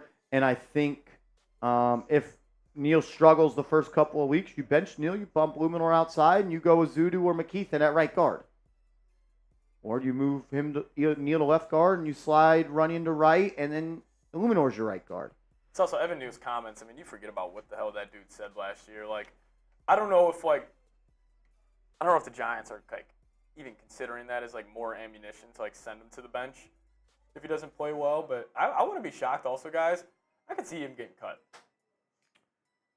He comes to camp out of shape. He's injured again. He might. I don't. Attitude. I don't think it's out of the realm of possibility. I don't think it's the craziest thing. So news: the Titans have agreed to terms with former Steelers quarterback Mason Rudolph on a 1-year deal up to $3.62 million. You get Drew Lock for $5 million, and they're paying Mason Rudolph $3.6 million. He stinks. The Patriots are also signing veteran defensive tackle Armon Watts. Are they signing him or are they releasing him? Signing Armon Watts. Vikings legend Armon Watts. Seahawks extend Darrell Taylor and Amin Ogbongbinga I was just reading that. is headed to the Bears on a 1-year deal. So that's where we are on that. Lumbagus, what up, man? He says, with an upgraded O-line, this team isn't as bad as people think. Daboll is a good coach. We are a good QB away from being consistent in the playoffs, in my opinion. Seeps, you know why I have some confidence in this team next year to compete in the NFC East? Not saying they're going to win the NFC East. Not saying they're going to win earn a playoff spot. But I think they could be competitive in the NFC East. Because everyone on Instagram tells me they're going to suck.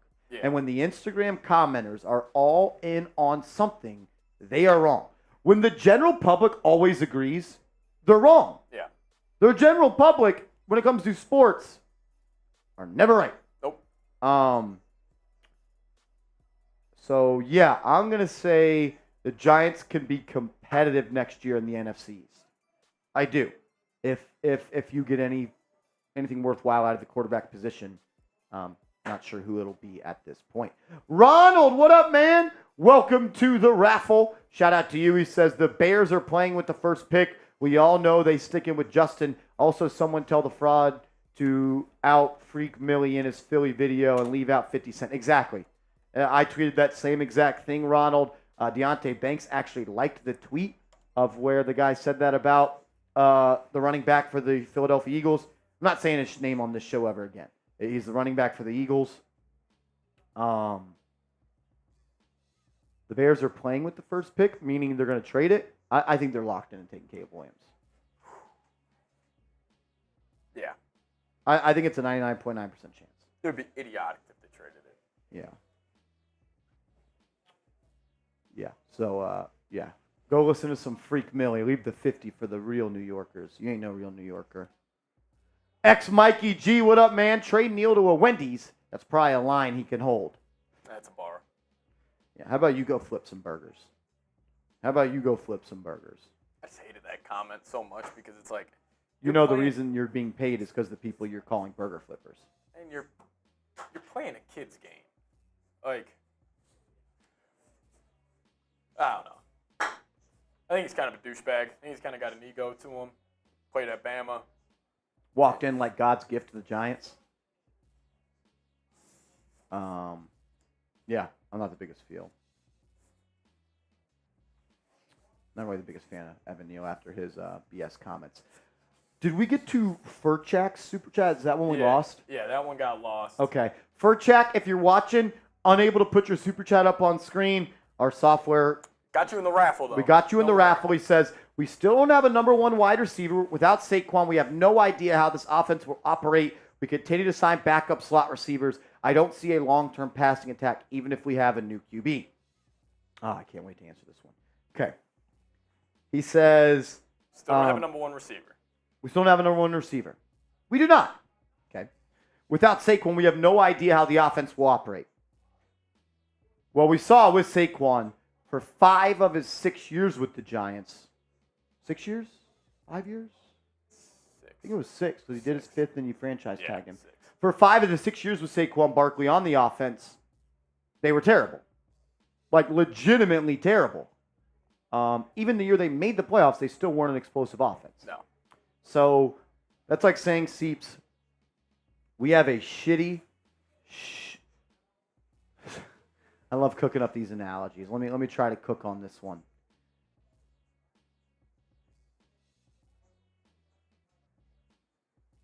RAC sucks. RAC sucks. RAC actually does suck. But we got a really good thermostat. Yeah. But the AC still sucks. Like, it only works sometimes, but we got a touchscreen thermostat to tell it what to do. It looks cool. It feels cool. But when you set the temperature, that number on that touchscreen HD thing that tells you the date and the time and everything. It's also with, like, running backs. Like, I think people get too attached to them because, like, they're the jerseys you buy. They're the ones scoring touchdowns. They touch the ball the second most after the quarterback. You're playing fantasy football. Like, you're not drafting Brian Burns or the freaking Jermaine Illuminor. Everyone in Pee Wee football wanted to be a running back. Yep. The cool kids in school are the running backs. But it's really, I mean, you look at what the Niners do and, like, where the Chiefs are going. Like, it's the dudes up front. Like, they're the ones. So I was just tagged in a pretty interesting tweet here. You want me to read it? Here we go. Go for it. From Pro Football Talk, PFT. If you don't know who he is Wait. Pro Football Talk. I think this is a Vikings guy. No, isn't this Florio?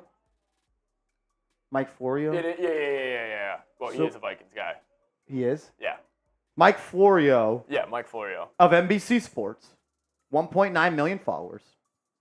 Just tweeted this out.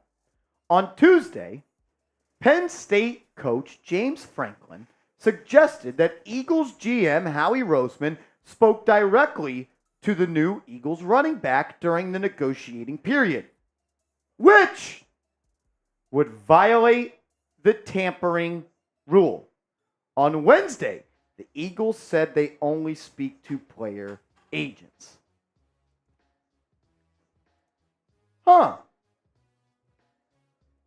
Penn State coach James Franklin suggested that the Eagles GM Howie Roseman spoke directly to their new running back during the negotiation period, which would violate the tampering rule.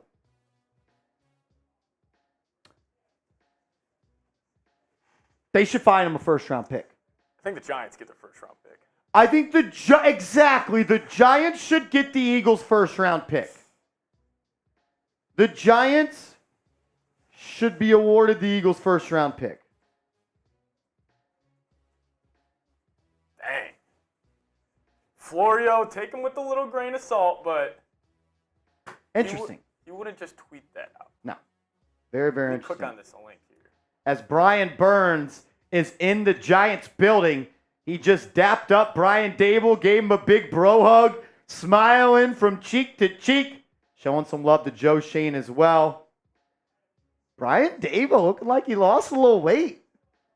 So, oh, wow. So an SI.com article suggests that Howie Roseman spoke directly to Giants running back Saquon Barkley during the negotiation window. The Eagles have denied it. We should get their first-round pick. I'm reading this article right now. Yeah, that's about it, but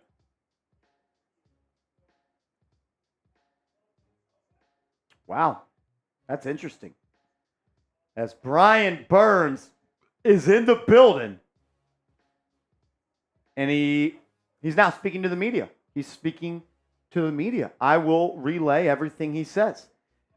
He says, the moment is still a little surreal, kind of overtaken with a lot of emotions. Super excited to be here. I like what he's about.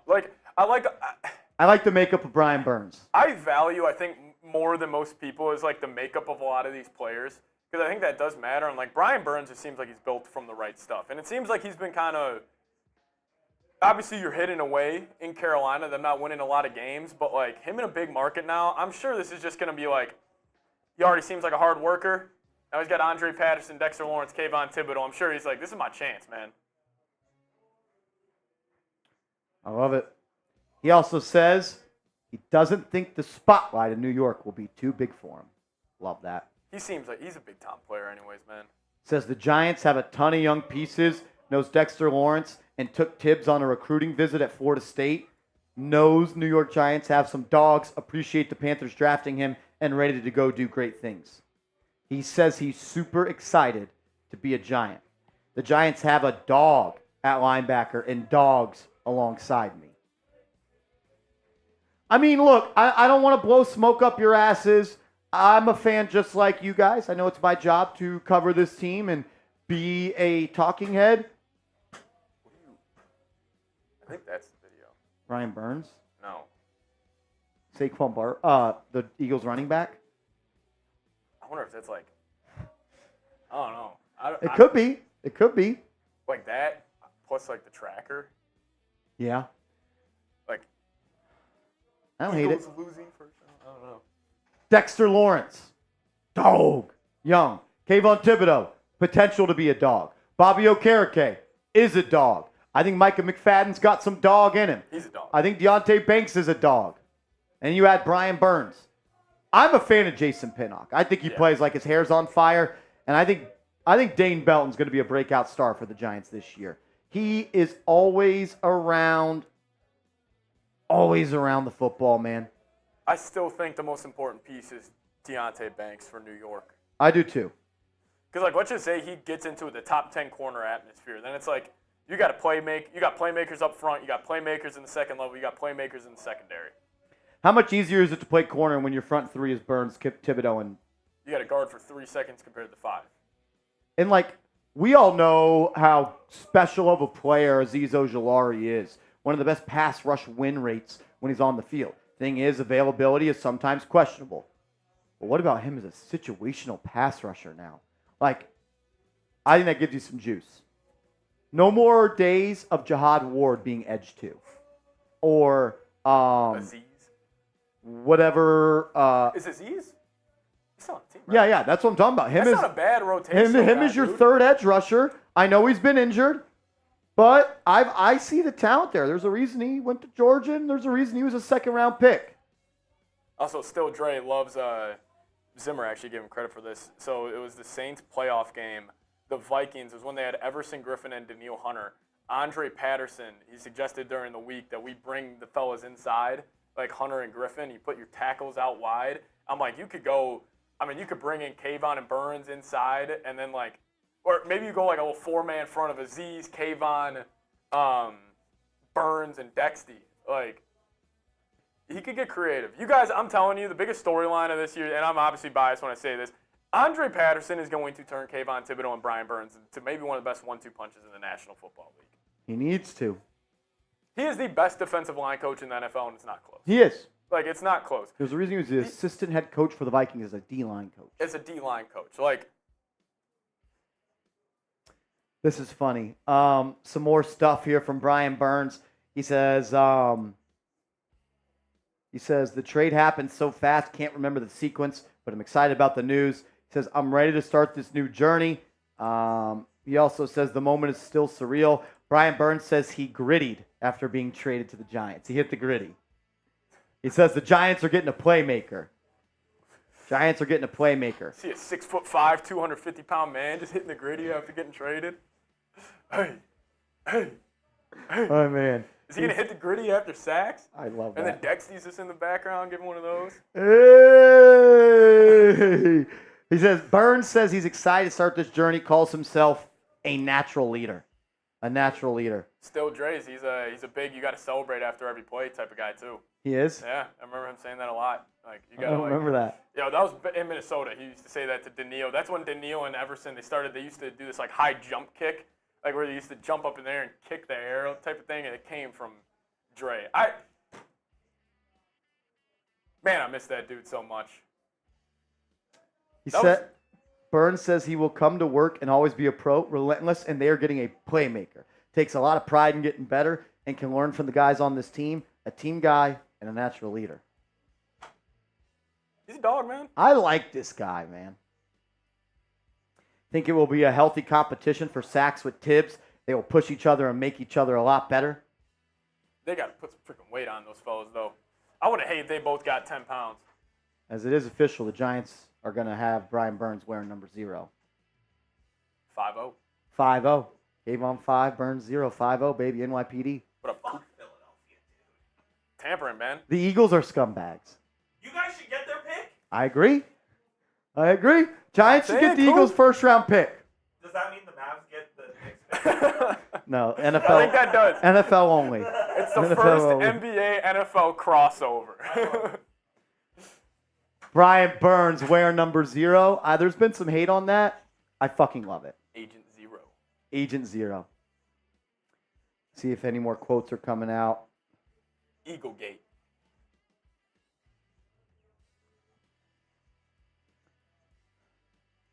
Yeah, but Saquon's taking his villain arc right now. Like, he is. And he's not a embracing it. villain. He's not. It's kind of like when LeBron went to Miami. He tried to act like a villain, but he's not. Struggled first. He's not at all a villain. And it's also, like, Philly this year. I know, like, listen, if you threw up their offensive weapons, if you threw up A.J. Brown, Devontae Smith, Saquon Barkley, like, they got a lot better when you look at that. But, like, they also had some key losses. Like, losing Jason Kelsey, was still the best center in football, like, that still matters. Losing Fletcher Cox, even though he wasn't the same dude that he once was. But, like, just overall, like, the locker room, like, that's going to matter. Like, they lost their leadership. They lost their backbone. They lost their heart and soul. Says the experience of losing in Carolina was tough, but teaches you resilience and shows your character. Says that process has helped him grow. And like, there's something, Seeps, when you come from a losing team and you now go play with a winning team. Yeah. And I'm not saying the Giants are a winning team, but they are in a much better spot than the Carolina Panthers. Much better. Much better spot. We'll continue to keep you guys updated on some quotes, but it is official. Brian Burns is a Giant, and he'll wear number 0. Everybody drop a 0 in the chat for maybe the best edge rusher in the National Football League. Brian Ackerley, what up, man? Thoughts on Cam Akers? Should we sign him? Ooh. You got an up-close personal look at Cam Akers last year. He was the best running back for the Vikings for a little 2-game sample size. I wanted the Vikings to bring him back before they signed Aaron Jones. He is coming off a torn Achilles, though. So Cam Akers? Breaking news. Don't look.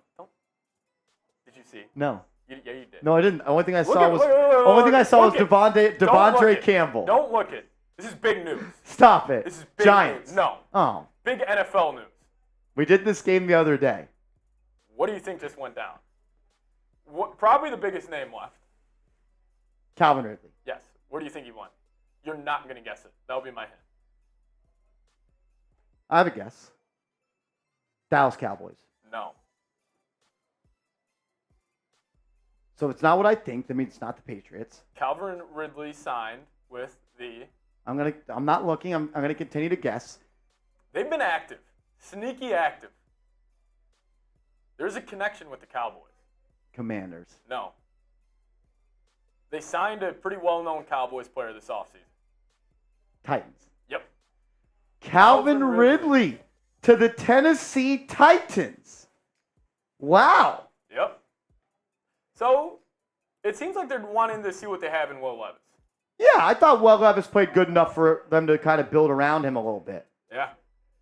So Calvin Ridley to the Tennessee Titans. Do we have any contract details? 4 years and $92 million. 50 guaranteed. That's a lot of money. That's a lot of cheddar.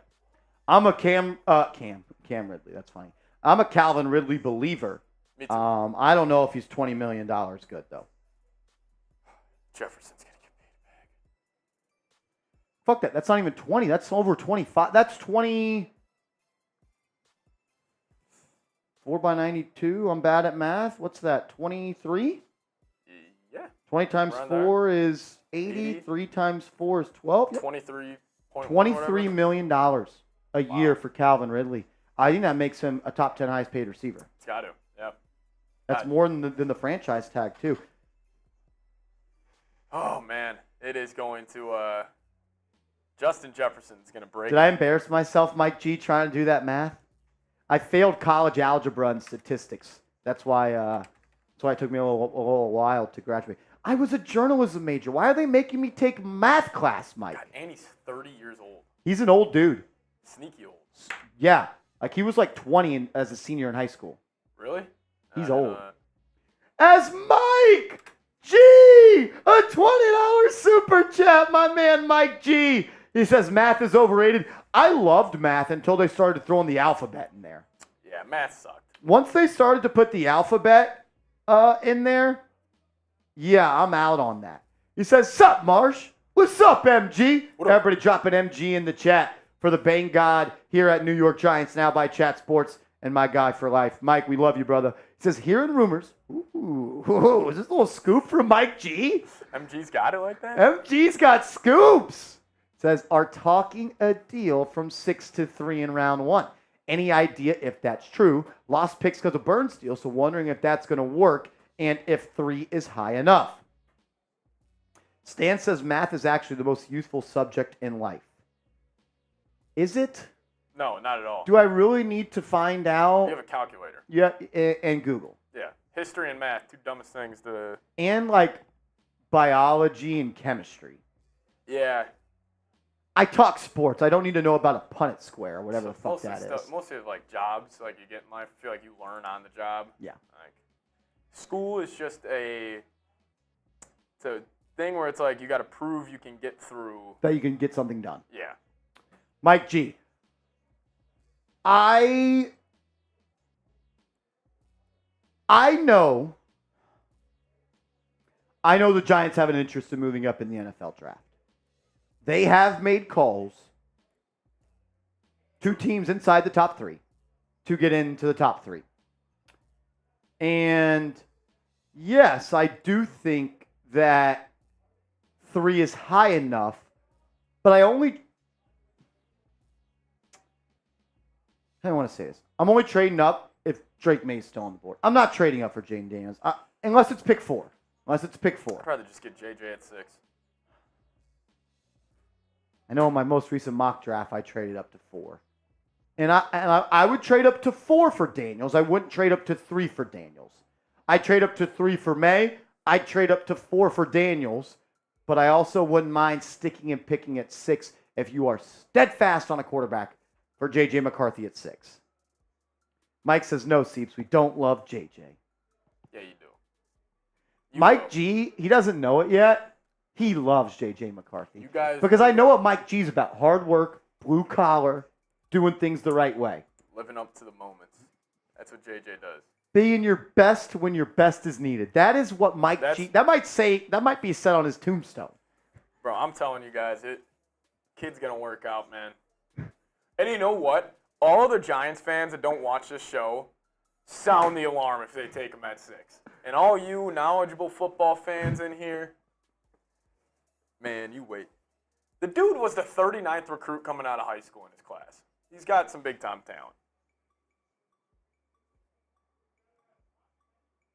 Still can't believe that. 4 for 92. It's a lot of money. I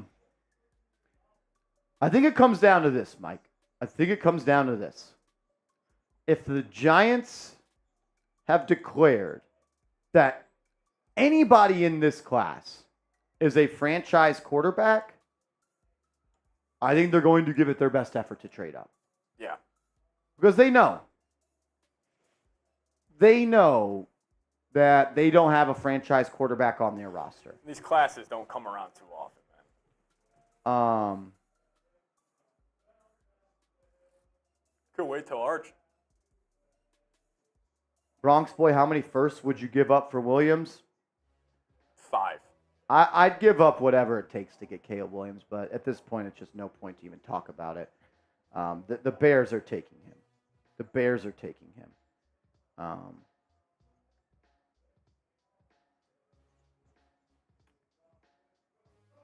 I am of the belief that if the Giants have decided that anybody in this class is a franchise quarterback,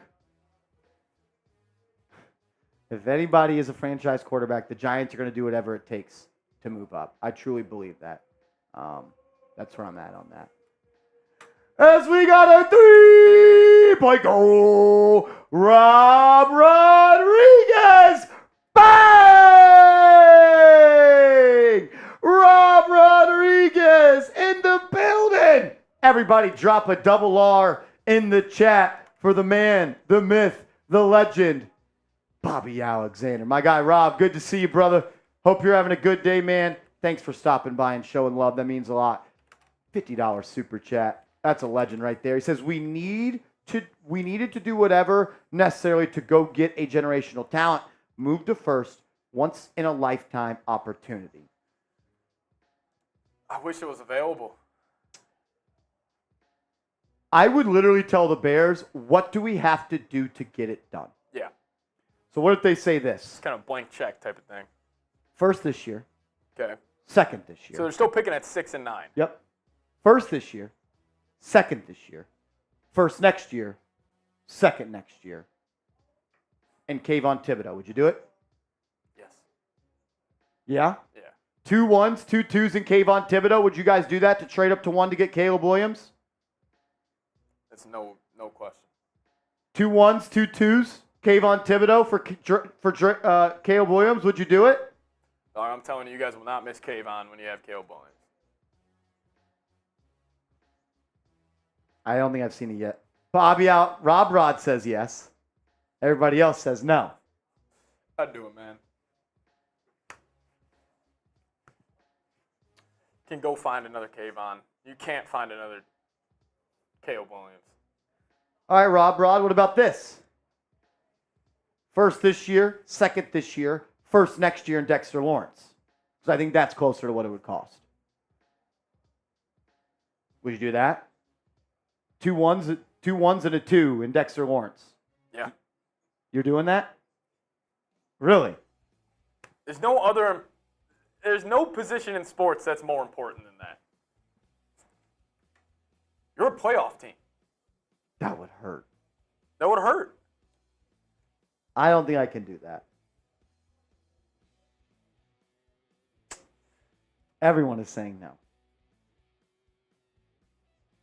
I'd do it. I want to see what Bobby Alexander says. Because I think that's what they would ask for. Why would they not ask for Dexter Lawrence? Yeah. Like, gee, I get what you're saying. But, like, Scared money makes no money, says Rob Rod. That's a lot. That's a motto I live by. It's Mike G says, Seeps, your house, A1. probably say no to that, Mike G, but shit, Oh take the my newborn God, out. I'm throwing Mike the house G, in. that's hilarious. You know, generational talent gets thrown around, man, a lot, but Williams is that. We're not going to see another dude come out like this for the next 10, 15 years. We don't know that. We don't 10, 15 years. There's At some least. sixth grader right now somewhere that just is a stud. He's not Caleb. How do you know? I don't know, he could be. Might be better. What if he's the next actual Mahomes? What if Williams is? Then you, Mike And G, it's also, we can I love make you. We I'll love make you. this argument to all the Giants fans saying no. Who's the best quarterback in the NFC right now? Do you want a few bricks that make the house, or do you want the foundation? Rob Rod says. Rob Rod, I think, is willing to risk it all. And I am very close as well. No, seriously, like, who is the best quarterback in the NFC? Drew Lock. Actually, like, Best QB in the NFC. is it Kyler? No. Think you're looking at a guy like, call me crazy, maybe Goff. Jordan Love? Like, Dak? Goff, Stafford, Stafford's up there too. Dak, You draft Caleb Williams, you have a top 5 Kirk quarterback. Cousins. You have a top 5 quarterback in the conference. Maybe his rookie year. Look at all the stacked quarterbacks in the AFC. You don't need Tommy Collins. like, I'm just saying, like, you would have the best quarterback in the NFC potentially for the next 15 years. I don't hate it. Guys, the Niners are not every team can be the Niners. There's a reason they had to cut Eric Armstead. Not everyone gets a quarterback that can win games in the playoffs that makes $700,000. Look, it's a tricky subject. And for me,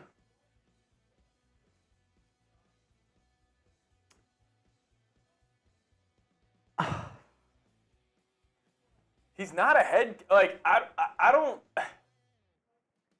it's not even worth it because they're not trading the pick. this is like the Jordan freaking LeBron debate. It's pointless.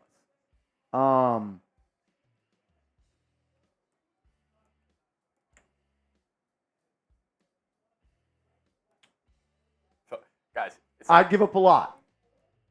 it's also like, it's not like USC had unreal weapons this past season. Still the best quarterback in the country. I'd give up all the picks I can. I don't know if I want to give up Dexter Lawrence, but if Dexter Lawrence is in there, the pick package obviously goes down. But it wouldn't even be Lawrence just because the deal you gave him and the repercussions that would have on the cap. That's just for conversation. Yeah, just Like, for conversation. What are you willing to give up? Yeah.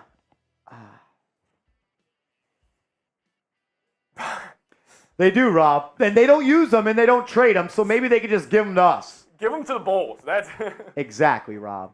Rob, hey, I'm not going to disagree with you, man. I've said it once. I've said it 1,000 times. You're nothing in this league until you got your guy. What about this, Seeps? You're doing 2 1s and a 2 and Dexter Lawrence to move up to 1, or are you sticking and picking at J.J. McCarthy and you keep all those picks?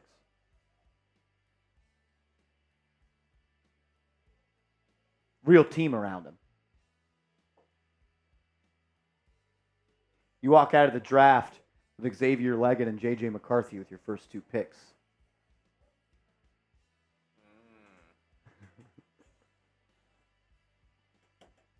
Oh, I don't know.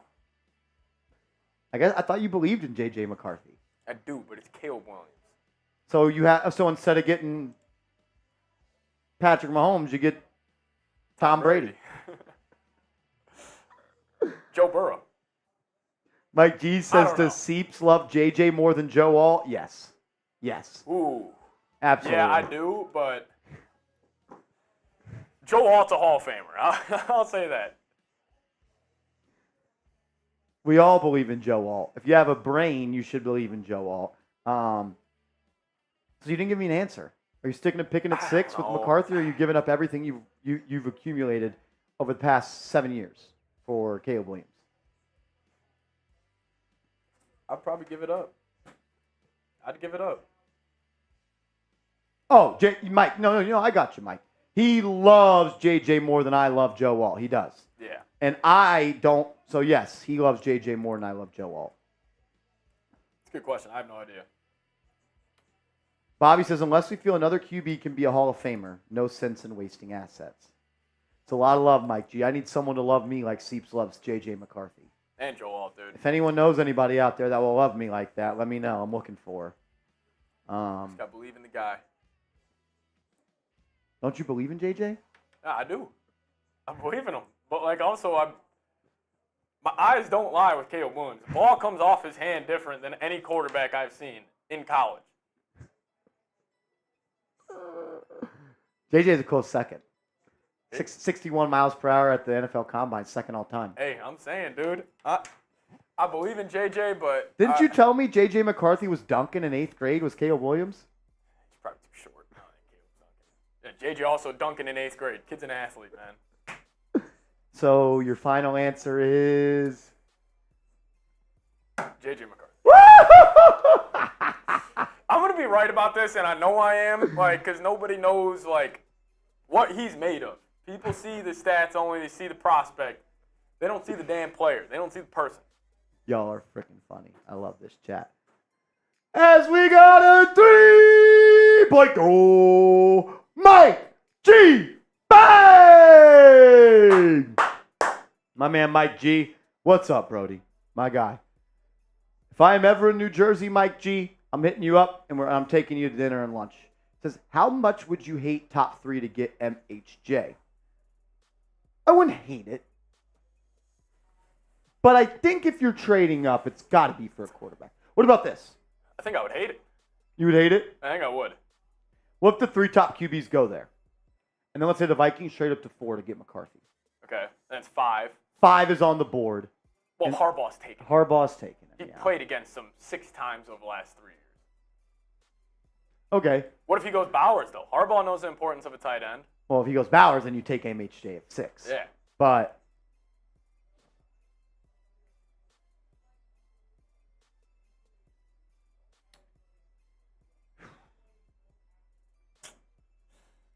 I don't love the idea of trading up for Marvin Harrison Jr.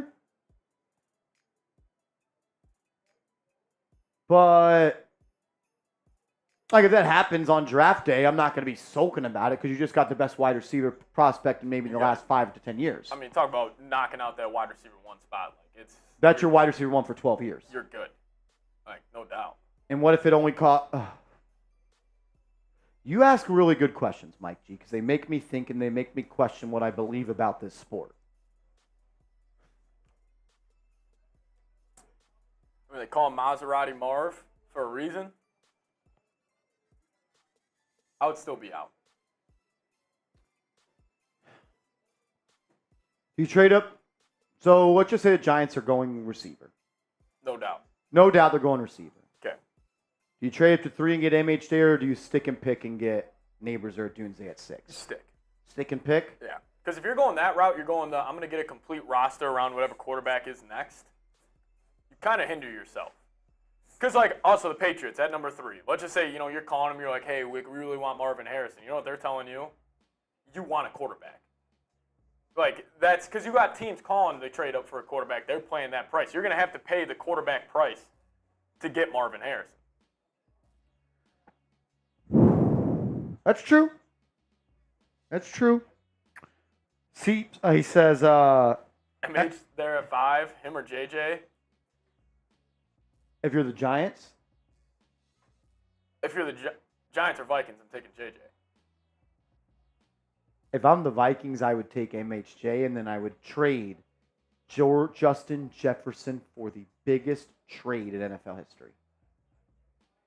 What do you mean, dude? That'll be a great reset. No. What do you mean, no? The locker room.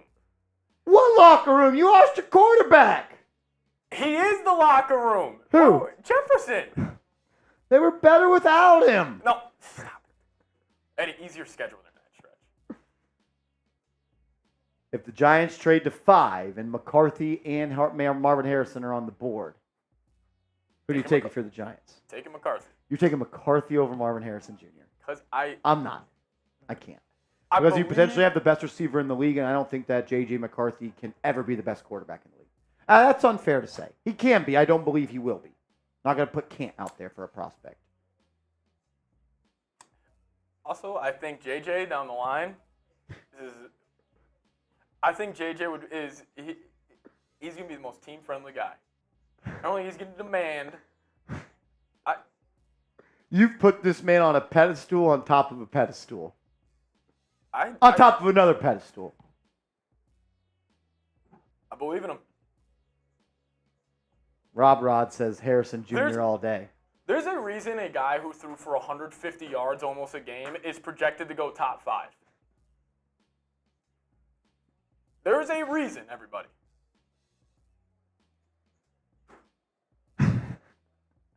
He's got the second best throwing motion in the class. What about production? Wasn't asked. Just because he wasn't asked doesn't mean he can't. I like that. I like that answer. I like that. JJ would be great if we had an amazing starting QB he can learn under for a couple of years. I 100% agree. I also my whole Mike thing G, with we JJ, love you, brother. Have fun. Have a good day, man. Thank you, brother. Thank you. Like, you're not banking on JJ being like the best quarterback year 1. No. Like, he's the youngest one in the class. You're banking on what he's going to be in 2 years. Is he 22 or 21? 21, and he just turned 21. He just turned 21.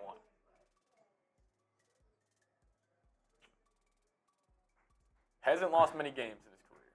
I believe in J.J. McCarthy. But like my man Rob Rod said, and like you will admit, I don't think he's ready to start yet in the NFL. Me too. Rob, that's great point.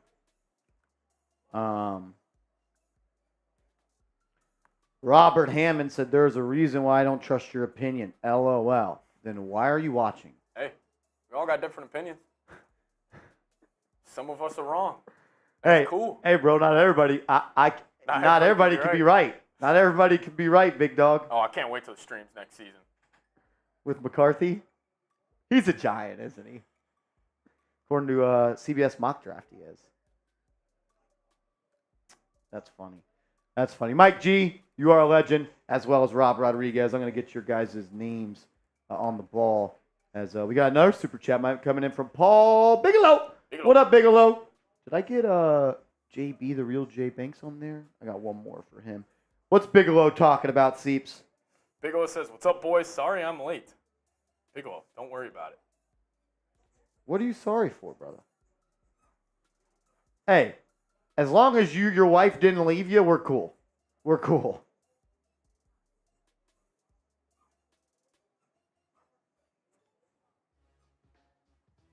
Shout out to you, Paul, my guy. You've been tuning in a lot.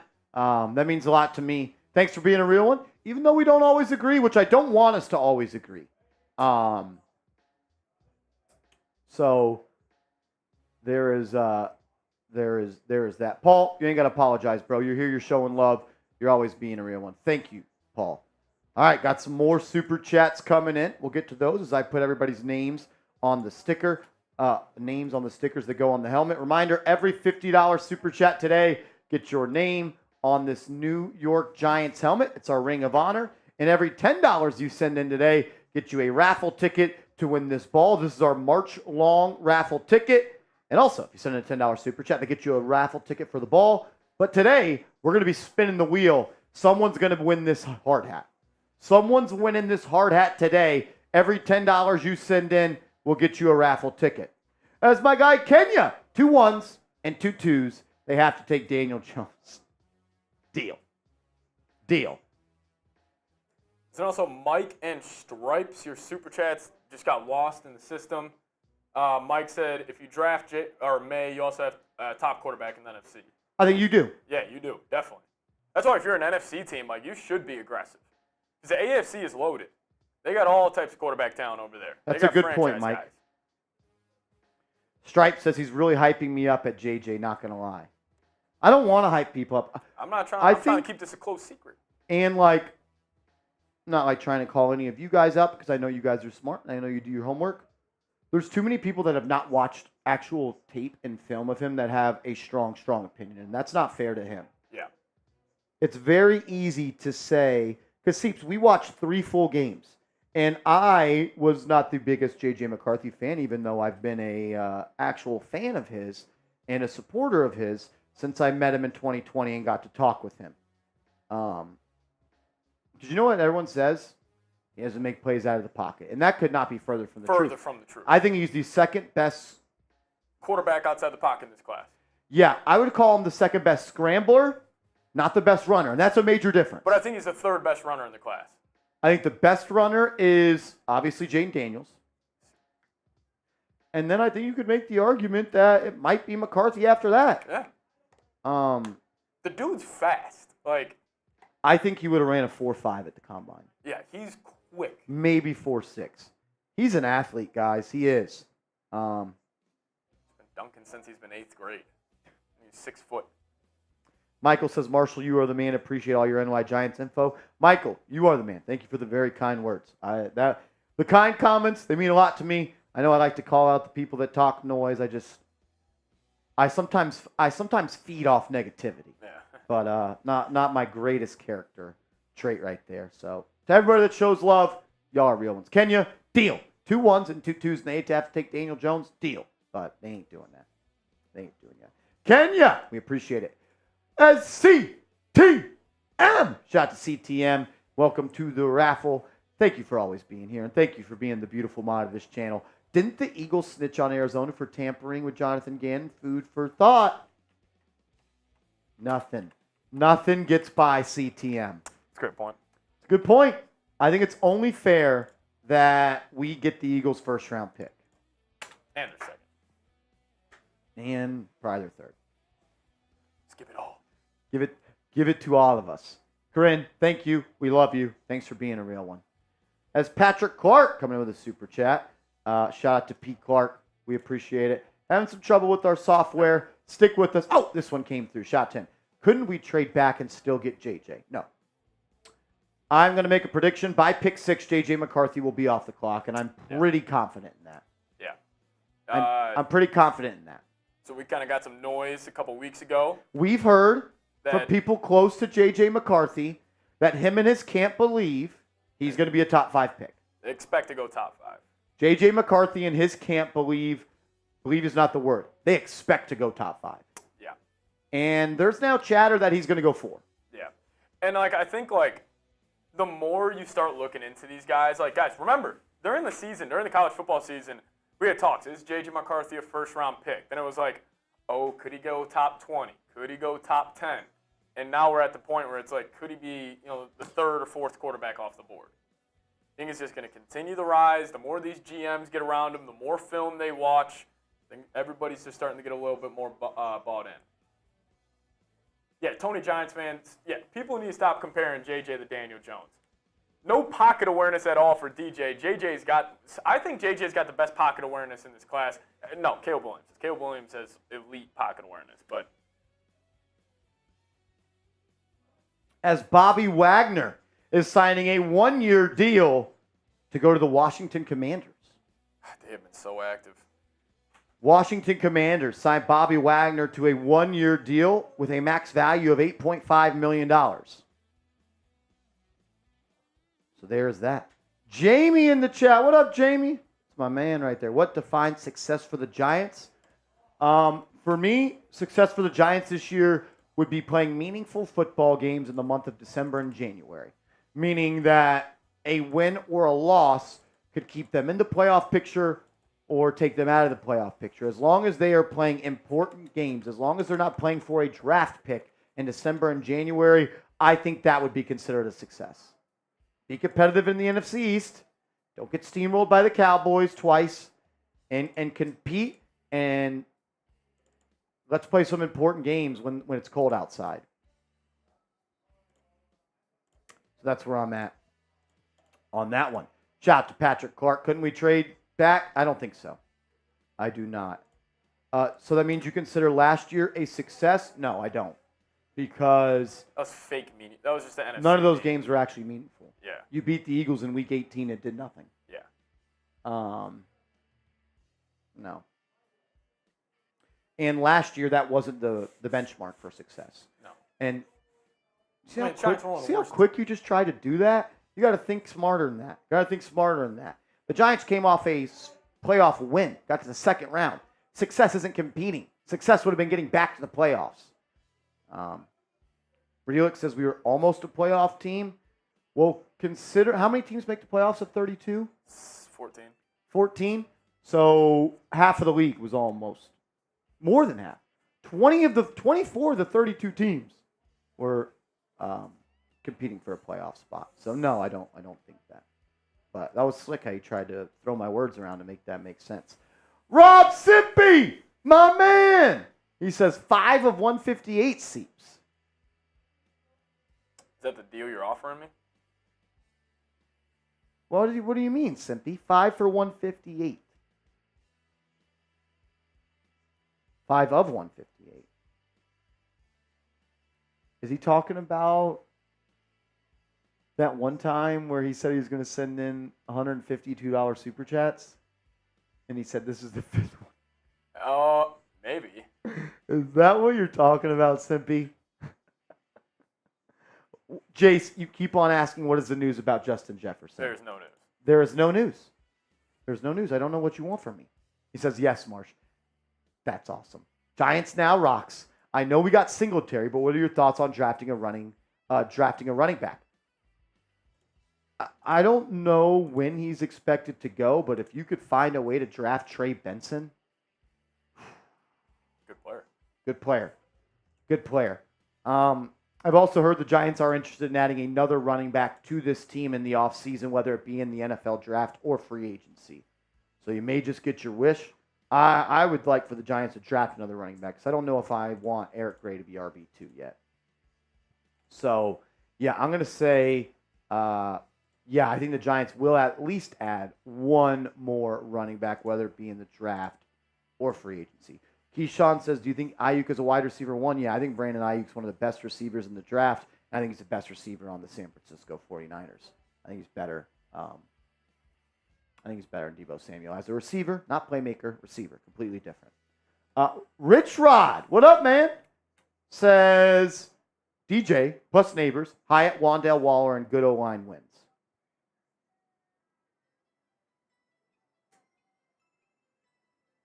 Wins what? 7 games. You think that team wins 7 games? Maybe. It'll be 7-10. I don't believe in Daniel Jones. But with a good O-line, and I don't think Waller, he may be cooked. He may retire. I love Neighbors, though. I love Neighbors. I think Neighbors, Hyatt, and Wandale with Slayton still makes some sense. You're better. Step in the right direction. Rich. Ronald, welcome to the raffle. Jaden McDaniels is really good. Check out his pro day next week. Mark my words. Also, can't believe the Eagles gave us a gift. Ronald, I will do that. I will check him out. Jaden McDaniels. You know anything about him? No, I do not. I think of the Hooper, Jaden McDaniels, when I hear that. Excuse me. You mean Jaden Daniels? Probably. You mean Jaden Daniels, Ronald? Because I don't know who Jaden McDaniels is. I know that there's a man that goes by the name of Jaden McDaniels that plays for the Minnesota Timberwolves. If you mean Jaden Daniels, I will have my eyes on his pro day. He's my QB3. Daniels, yeah, okay, yeah. I was like, Jaden McDaniels? Yeah. No, yeah. Hey, look, I'm excited to see him throw.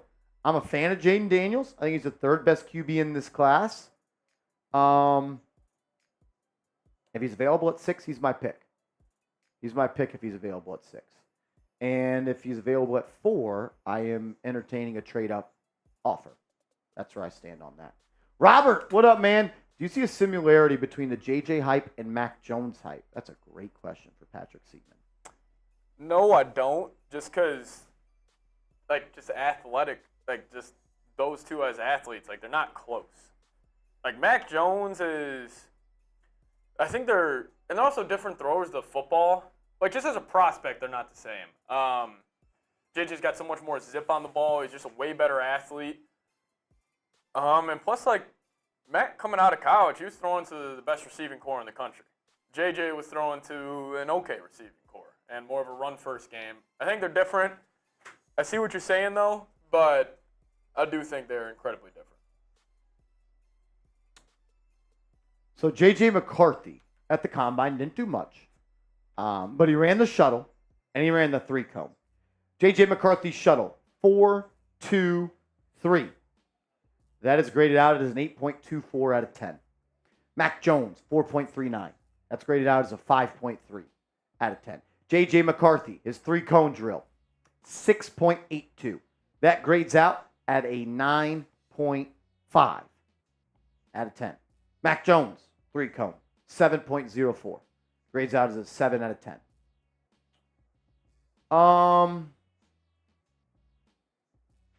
They are similar in size. 6'2", 217 for Mac, 6'2", 219 for JJ. JJ's actually like really 210. Yeah. That was water weight he was wearing. He'll build some muscle though. I think there's just more juice on a JJ throw. Yeah. I think Mac has good touch. I think he used to play with good anticipation. I think his confidence is wrecked now. But I think JJ can just fit the ball into some windows that Mac Jones can't. And also, JJ McCarthy is a really good player outside of structure. Mac Jones can't thrive outside of structure. He actually needs structure, and he needs a good pocket to go to work. I get the comparison, but for me, I don't see many similarities except for the potential size and coming from a good college. And I think they're both national champions. Yeah. So there's some things that, what's the word I want to look for, that are the same, but they're different prospects by a good bit, in my opinion. Yeah. JJ, I can't really think of a comparison for him. Yeah, you can. You could say it. I think he's Joe Burrow. Joe Burrow. I think he's very similar to him. Really? Like an inch smaller than Joe Burrow. He's a better athlete than Joe. Joe's a sneaky good athlete. Is he? I'm just talking about like the moxie they have, and like the way they throw the football is very similar in my opinion.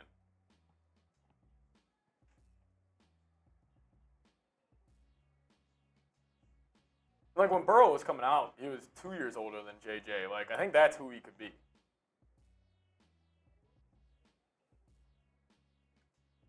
Okay. Williams will be the Mahomes. JJ will be the Burrow. Jake says, Marshall, are you sleeping on Spencer Rattler? There's no way I could be sleeping on Spencer Rattler considering I was the first person on YouTube that was hyping up Spencer And you guys Rattler. yelled at us. I remember there being 1,000 people in that chat telling me I was an idiot for hyping up Spencer Rattler. And now everybody loves him. I like Spencer. The age concerns me a little bit. Some of the character concerns concern me. But when you strictly talk about throwing the football, there's not many in this class better than him. He's top 5 in the class. And my exact quote, like Ronald Merville says, Rattler, pro day was saying, was he will have one of the better pro days in recent history. And he did. He did. That guy throwing on air is a sight to see. Yeah. I would buy a ticket to go watch his pro days. This is a good point I wanted to get to. Rich Rod saying JJ stats from 11-4 to the end of the season was pitiful. Yeah, I mean, his stat sheet does not look good. What is pitiful? Like, what do you mean by pitiful? Like, was there a lot of picks? Was there a lot of turnovers? Or just because he wasn't throwing for 300 yards and throwing the ball 40 times? It's also like, listen, JJ had a cool quote at the Combine in that Penn State game when they didn't run the ball or pass the ball in the second half. JJ came over to his wide receivers and was like, guys, we are not going to like this. This is the game plan we have moving forward. Let's execute it. And just being a leader, like little stuff like that, I think it goes a lot farther than people think. Because, like, obviously being a receiver, you want the ball every chance you get. But when you have your quarterback kind of being that, like, I don't know, just kind of being that glue on an offense where it's like no matter what we do, as long as we get the win, that's all that matters. And he was also dealing with an ankle sprain for the last month of the season before the semifinal.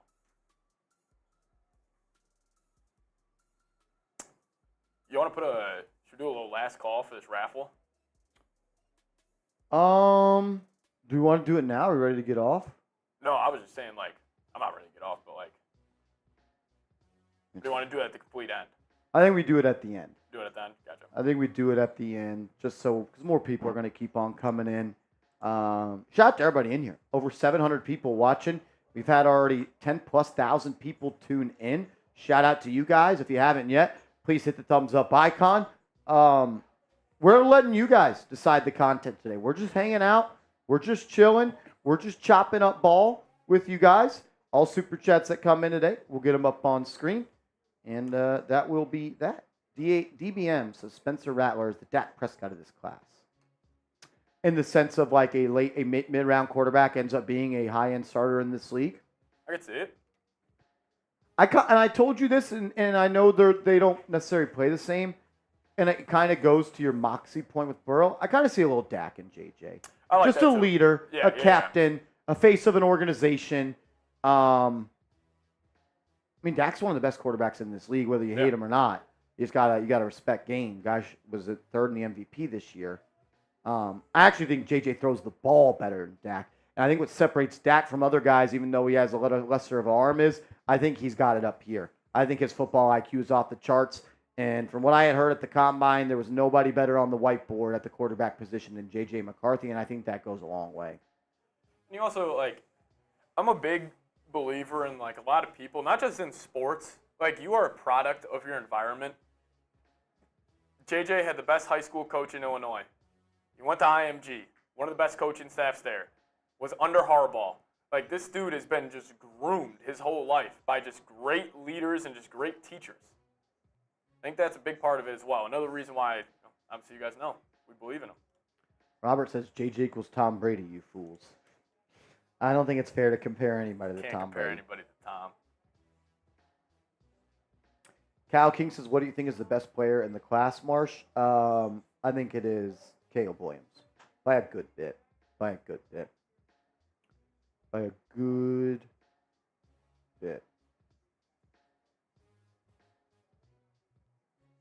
Patrick Clark says if JJ doesn't pan out and we trade up to get him when we're already at 6, we might actually be really bad for another half decade. I agree. If you take any quarterback and they're bad, you're going to be bad. See Daniel Jones. William Lano, my man. What's up, Lano? Summary of the stream so far? Just talking ball. No moves made for by the Giants today. Did bring back Nick McCloud on a tender, which I still don't really understand because if you place a tender on somebody, that means they can go test free agency.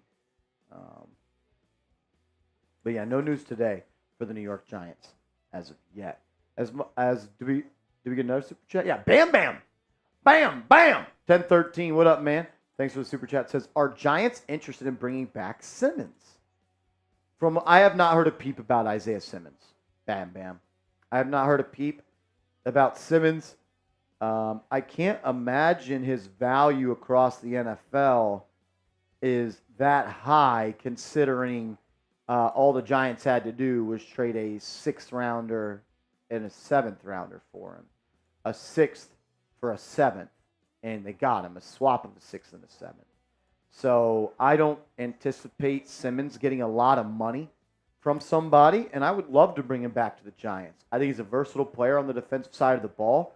I think he could fit into a Shane Bowen defense because, as we know, Bowen likes to run a defense where he has a lot of defensive backs on the field at the same time.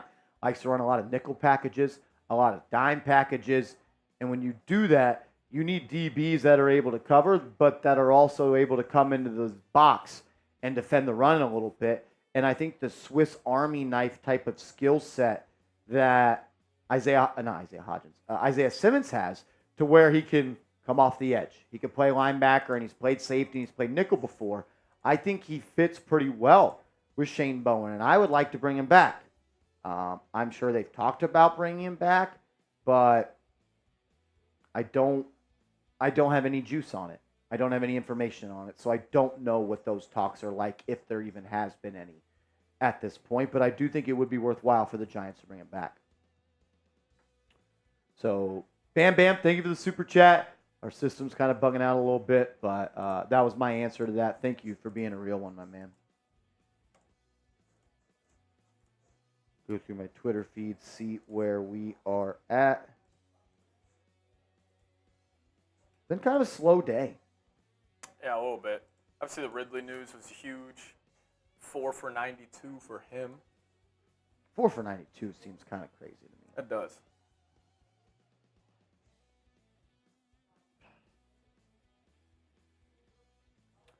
Shout out to you guys. We're up to $565 in super chats. Deal of the day. We get to 1,000. We'll do a beer boot. But I'm a guy that likes to make deals. We keep some deals going. If someone sends in a $100 super chat, I'm doing a boot. Let's do it. If someone sends in a $100 super chat, I'm doing a boot.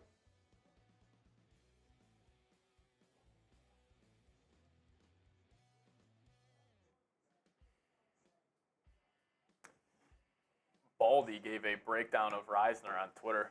What do you say? He was just hyping him up, saying he was great for the Vikes last 11 games. Like, I just would have rather had signed Nwanyu and then signed Reisner. Then Yeah. I think. Reisner was good, but he was up and he tailed off at the last couple games, but he came on the scene hot. He was great. Like, Vikings had the best offensive line in the league up until the last 2 months. Like PFF had him number 1 in both. I'm just not the biggest fan of Runyon. Marsh, step it up. Nobody wants to see a boot. What do you mean by that, young fleet? What do you mean by that? And then Rob Simpy says, don't start that, Marsh. Start what? What did I do? What happened? What did I do? Young Fleet says, give out some merch. Huh. We are, brother. Every $10 super chat that comes in today, you get a ticket to potentially win this here Giants hard hat. This was our Hall of Fame during the season. And if you send in a $10 super chat, you also get a chance to win this here Giants Now exclusive football March 2024 MVP. If you send in a $50 super chat, you get a spot on our Hall of Fame. And as soon as this is filled up, we're going to auction it off to somebody. So, yeah, we got a lot of merch. Mike G back. He says, LOL, making challenges like that. It wasn't a challenge. It was an offer. It was a deal. It was a deal. It was a deal, Rob Simpy. We haven't drank anything today. It's because you not make your... That is true. I'm trying to get back right. Giants for Life says, Marsh, if we should restructure Dexter and Thomas, how much money will we have? That frees up about 25. You're sitting at about 5, so that'd bring you back to about 30 million. Jamie says, I would like to see Joe look to restructure guys to allow for us to bring in others. If they are going to restructure, they're going to be looking at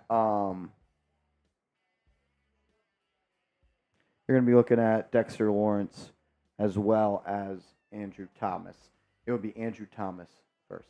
Irwin says no more alcohol on the shows.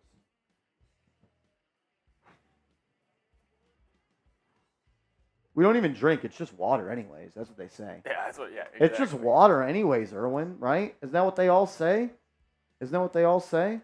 Hey, Bam Bam. We finally got it up. Shout out to my guy, Bam Bam. Are Giants interested in Simmons? I hope so. My man. Gavin Grabber. Grabe. Need to call Devin Singletary by his given name, Motor Singletary. Yeah. His nickname is Motor. Hey, all my Buffalo friends used to love calling him Motor. They did not like him, but they loved him. They must not know about rushing yards over expected. Maybe that's a recent stat for him. Maybe? Yeah. I don't know. He's got the 12th most missed tackles in the NFL since 2019. That's crazy. The running back for Philly is at 18. Oh, really? Yeah. 2'6"? Yeah. Running back for Philly is at 18. Devin Is he wearing Singletary is 2'6"? 12. I don't know. Who cares? Yeah. F him. F him. FSB in the chat. Mike G says, who are these clowns hating on Martian Seeps? It's exactly what they are. It's exactly what they are. They just clowns. They just clowns. Let's go save. See you Mike tomorrow. G, this is funny. He says, Jacobs and Singletary would be a nice thunder and lightning duo. Then he says, Dylan. A.J. Dillon kind of runs like Brandon Jacobs. I feel like they're signing. A.J. Dillon kind of runs like Brandon Jacobs. Just that big, imposing physical threat at the running back position. I feel like they're signing Dillon. I think they are going to sign a running back.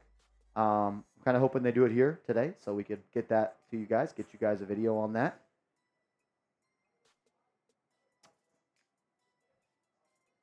Young Fleet says, let's go, Knicks. Did you see that win last night? Is this a joke? Did I see the win last night?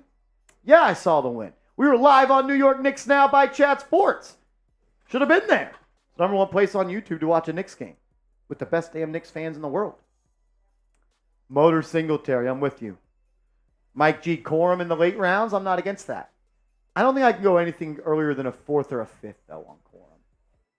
On who? Blake Corum.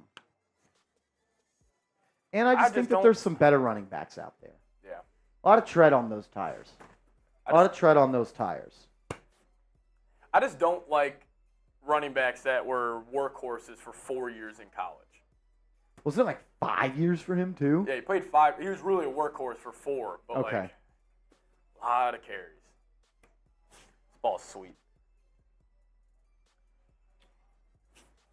So if the Giants are going to bring back Isaiah Hodgins on the tender, it would cost $3 million.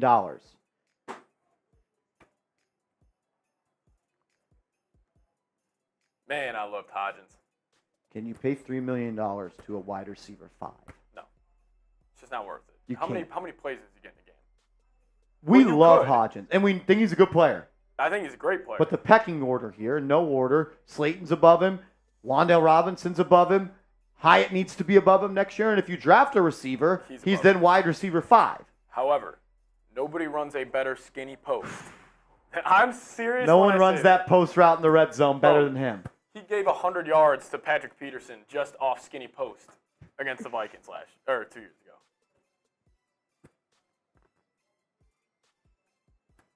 According to Justin M., who works for the Draft Network, he is saying UTEP linebacker Tyrese Knight will have a top 30 visit with the New York Giants. Okay. Big Dave, what's up, bro? Malik Neighbors or Adunze? I'm Malik Neighbors. I'm Neighbors over Adunze. Seeps would love running backs if they were named J.J. JJ would be a good running back. Giant for Life says, Marsh, what if Neighbors is picked before we get our pick? What do you think of Brian Thomas? I like Brian Thomas. I'm not taking him at 6. I would take Roma Dunze at 6 if I was dead on taking a receiver and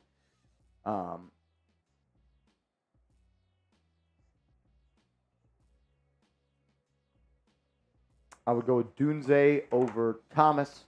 And if you are just dead set on taking a receiver, Joe Alt at 6, Mike G. Joe Alt. I ain't going to be mad at that. And that's still him. I think you're out on Alt, though. Or the Giants are out on Alt. That's what it is. I am not out on Jolt. Jolt. The only reason I'm not pushing it as hard as I was, Mike G. Man, if he goes to Tennessee, though, at 7, kind of loading up over there. I just have kind of heard that the Giants may not be that interested in a tackle in round 1. I would still go Joe Alt. I love Joe Alt. It's a safe, high reward pick.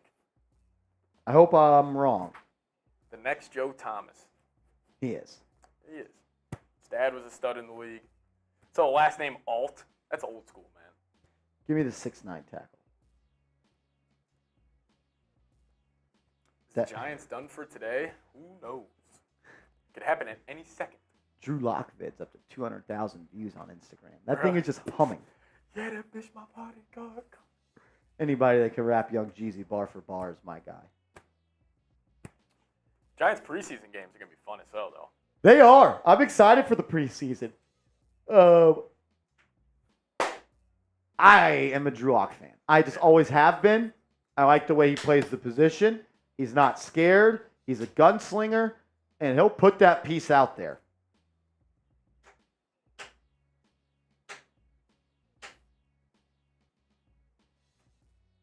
And he went 92 yards on a game-winning drive to beat the Eagles just last year. That's pretty cool. That's a good point. Mike G says, Marsh, you guys go to any games in Texas? So we work, we work downtown. We work downtown Dallas. City right here. Yeah, the Dallas city behind him. We don't get to go to many football games unless they're on a Monday night or a Thursday night, just because, as you know, when the Giants play, we're live on the channel. So we don't really get to go to many football games. But Plus, Cowboys tickets are very expensive, and their cheap tickets are terrible seats. yeah, Like, that's the one thing I like about, like, the Vikings Stadium, for example. There's not a bad seat in the stadium. There are so many bad seats in the Cowboys Stadium. and like you find yourself just looking at the screen when you have a bad seat. Yeah. Don't get to go to as many NFL games as I would like, Mike G. But I mean, I get to be here on Sundays with all of you guys, and that's worth it enough for me. Mike G, we're there. Mike G, if you ever come to Dallas, you better hit us up. You better hit us up. We're kind of lame, but we'll do our best to show you a good time. We'll do our best to show you a good time, brother. Rob Simpy says, Fun Town, good Greenway. That's right. As Bam Bam, back again. Bam! Bam, bam, cam. Bam. Bam. Thank you for the super chat, and that is a raffle ticket for you, my man. Shout out to you. If we can get the big money restructured, do we dare go get someone like Mike Williams, or do we focus on bringing back a Dory and getting someone like Curl or Blackman?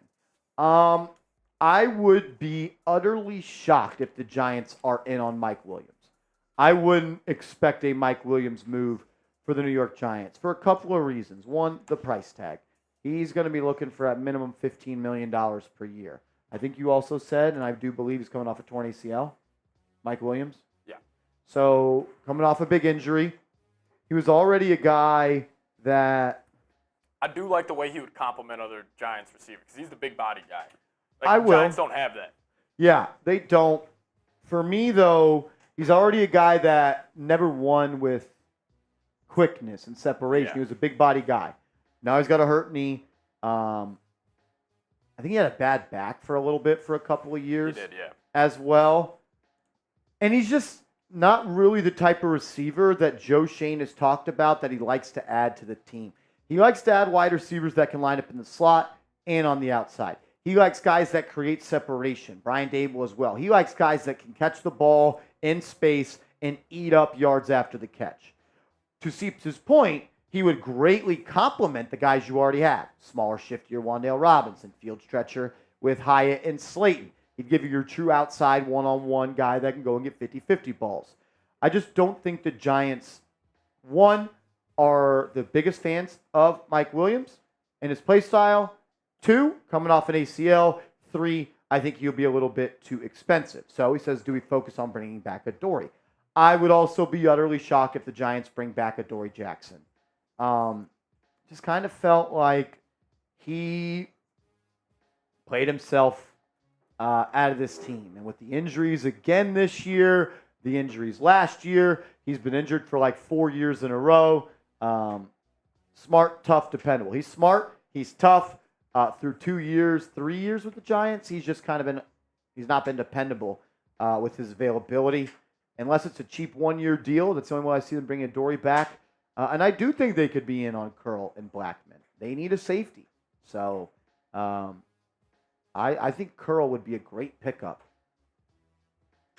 But I also think that they trust their guys in Pinnock and Dane Belton. They like Dane Belton, guys. They draft him in the 4th round. And let me pull up his stats so I just don't speak out of my ass here. Dane Belton is a turnover machine. In 32 games, he has 4 interceptions, 5 pass breakups, and 3 fumble recoveries. And that doesn't include one that came on special teams. They like him. They like him, and they're going to give him a crack to win that job for Xavier McKinney. I mean, you don't pick somebody in the 4th round unless you think they could be a good football player. So I don't think they're going to overly spend on the safety. They also added Jalen Mills, who is a safety. I know he's a veteran, and he got the veteran minimum.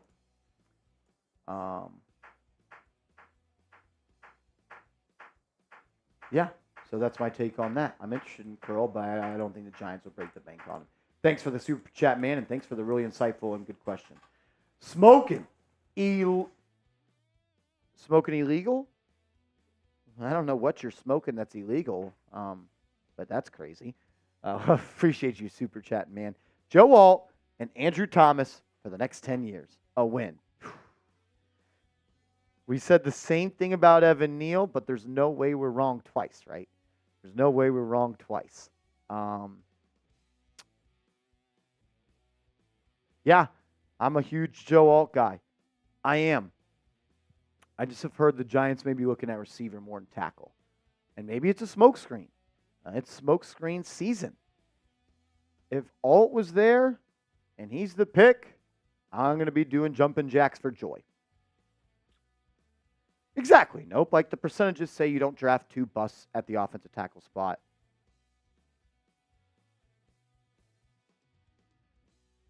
At the tackle spot in the top 5. So, yeah, I'm with you. I'm with you, brother. And a win. That is. I mean, you get 2 bookend tackles for the next 10 years. Marsha's favorite people. Joe Alt, Mike G, Seeps. You're only wrong about one of those. You're only wrong about one of those. Oh, my God. Got to do a Penix show before the draft. I will. I'll do a full show. I kind of want to do a show where the only thing is, like, we can't show film. And I would love to do a show where I could do a film breakdown. So maybe I do that on my Twitter. And then I link it to YouTube. That way you guys can see it. But yes, I will do an official show probably on every single quarterback, pros and cons, and what I think that they could bring to the Giants and things like that. I don't know if I'll do it with Caleb Williams just because I don't think that. Maybe I do. I'll do it with Williams. I'll do it with May. I'll do it with Daniels. I'll do it with McCarthy. And probably that's it just because those 4 are the only people I think the Giants would actually be interested in drafting in the 1st round. But yeah, I wish we could do like all 22 film on the channel and talk about it like that. Maybe I just put that on YouTube. I did that after week 1 where the Giants lost 40-0 to the Dallas Cowboys. I did some Daniel Jones film breakdown to show that it wasn't just the offensive line as to why he was so bad. Made a lot of bad decisions in that game, but that's old news at this point. So yeah, we'll do a Penix show.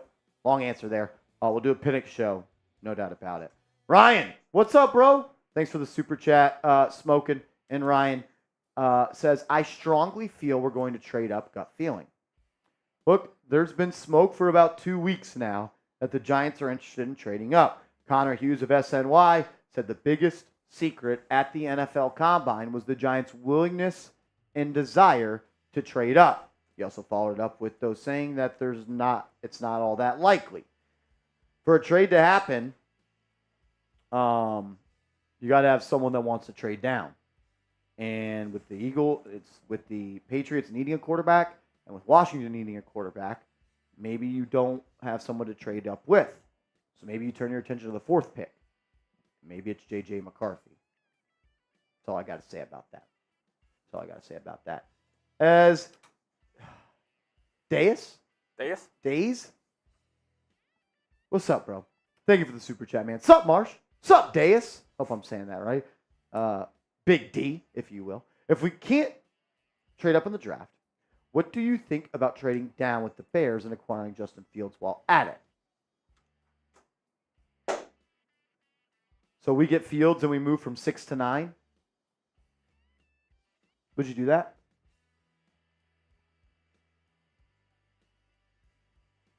No. No? No. It's interesting. It's definitely interesting. I just don't think Fields is I'm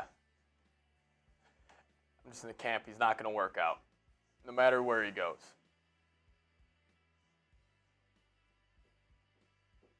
Interesting thought, though. Interesting thought.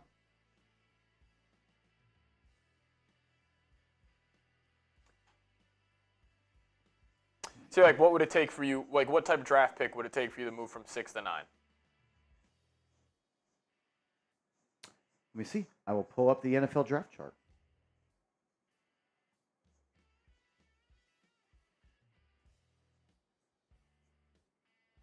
All right, so to move from 9 to 6, it is 250 points. 250 points is equivalent to the 68th pick in the draft, an early third rounder. Am I giving up an early third? Would I trade? That's pick 70. We have the 70th pick.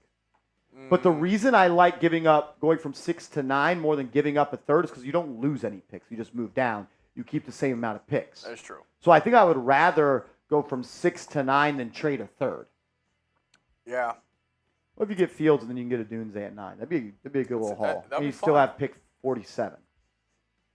It literally just depends on if you believe in Fields. If you believe in Fields, you do this trade. If you don't, you say no. I don't know if I do. I don't know if I do believe in Fields. And I don't think the gamble is worth an early third. I think it's a fourth if I'm going to gamble. But Timothy says, I don't want the Giants to acquire Fields from the Bears. No way. Hey, a lot of people don't. I don't even know if I want them to. But for a fourth, I think I'd do it. Yeah. But I don't know. And that's only if I strike out on a quarterback in rounds 1 or 2. There's a lot of I love this word. There's a lot of nuance to that conversation. Yeah. Got to have some nuance to it. Mike G says we got to go corner at some point. We do. We do got to get a CB2. Because right now your CB2, I'll pull up the official depth chart here. I mean, you look at the corners on this roster. You have Deonte Banks. You have Nick McCloud. You have Trey Hawkins. You have Caleb Hayes. You have Cordell Flott. And you have Aaron Robinson. You have one starter on your team at corner.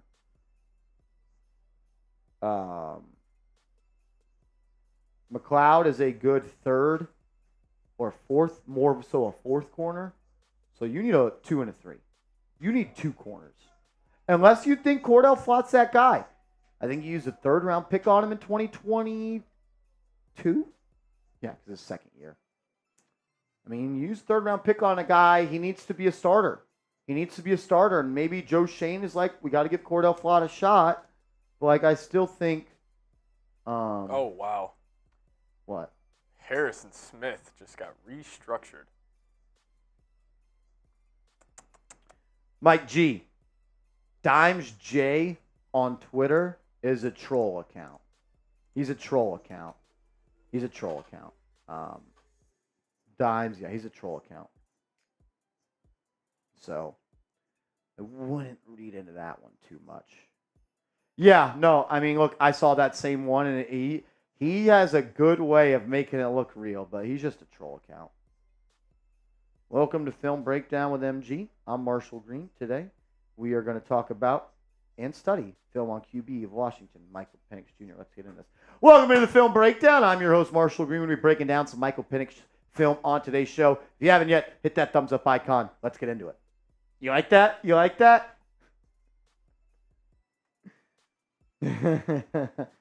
Should we trade down for J.J. McCarthy? I don't think if you trade down, he'll be there. We have been told at Chat Sports that J.J. McCarthy and his team expect to be drafted in the top 5. That's all I can say on that. That's all I can say on that. What do I think about the Eric Gray and Singletary duo?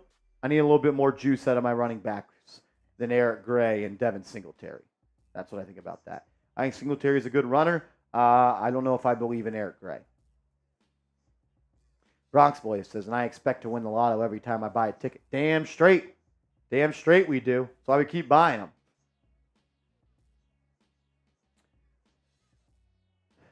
So what does this do for the Vikes?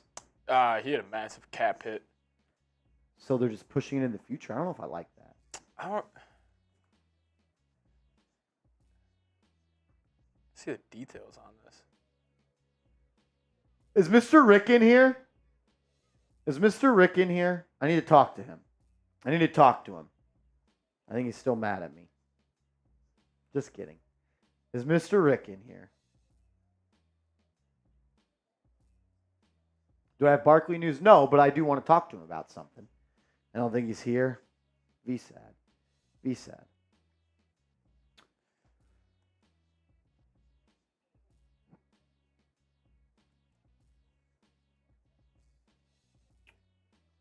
So the Eagles have submitted for a rule change. I'll read it. The Eagles have officially proposed allowing teams to maintain possession of the ball by substituting 1 4th and 20 play as an alternative to the onside kick. So the college, or what's the league with that? That flag league I showed? Oh, yeah, the flag league. The AFFL? What do y'all think of that? Is that the XFL rule too? You could do 4th and 20 for the onside kick? Mr. Rick is here. Awesome. I'm talking to you.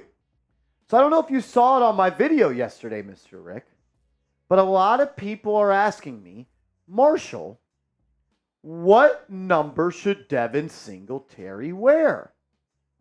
And my take yesterday was this. I don't know if you guys can hear it. This is what I said is what they should do. But yesterday, I said, no way you should wear 20. I'll just say it again. You can't hear it. So I said, I was asked that question, and I said 2 days ago, I was like, I don't even want him to wear number 26 because I don't want to ever have to look at my old blue 26 jersey and put tape over it and say Singletary. So I then said, Mr. Rick, if I were the Giants, I would demand and force Devin Singletary to wear number 26. And then I would put out information that if you own a blue 26 jersey for the old running back, we will do a free switch out. You trade in your old 26 jersey and we give you a new Devin Singletary jersey. So that's what I said. And I put it on Twitter. And you know what someone commented, Mr. Rick? He said, you're going to love this. He says, LOL, that's what you would do. The Giants, ? Medium Pepsi. Oh my gosh. People are hilarious, man. That's what I would do. I'd make him wear 26. I'd give you a free jersey swap of the old running back, the new Eagles running back. You traded his blue jersey. You get a new blue 26 with Singletary on the back. I put it out on Twitter, and he said, that's what you would do. The Giants, medium Pepsi. Oh, my God. I thought you'd get a laugh out of that. I thought you would get a laugh out of that, Mr. Rick. Seriously, though, that's what they should do. You want to stick it to the old running back that now plays for the Eagles? You want to show them you were just a cog in the system? Nobody's bigger than the brand. Nobody's bigger than that NY? Free Devin Singletary jersey exchange. Because I want to trade in my 26 for a new 26. I want to trade in my old jersey for a guy that wanted to be here. That's what I would do. But I'm just a YouTuber with a widow's peak, so I don't know. As we did get a couple of super chats here. My man Rob came in with a $5 super chat. Shout out to Rob. We'll get that up on screen in a second. Shout out to Rob. What up, man? 47 says, you are tripping. I'm actually standing right now, and I don't think I've fallen down, so I think I'm doing all right. He says, tape the Devin Singletary on the back. No, I will never wear that jersey again. I'm not going to burn it because I think that's a little much, but I will never wear it again. If someone wants it on this show, you guys can have it. Rob says the NFL Network gave the New York Giants an A+ on day one of NFL free agency. What issues do you see that they need to address in later rounds of the draft? Great question. I also did see that. Peter Schrager said the Giants won day one of free agency. For me, positions they still need to address.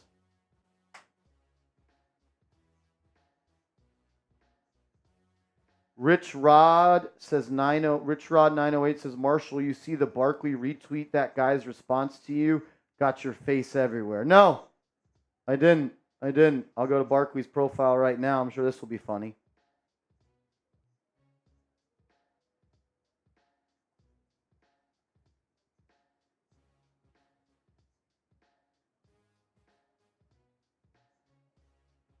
Yeah, Yep.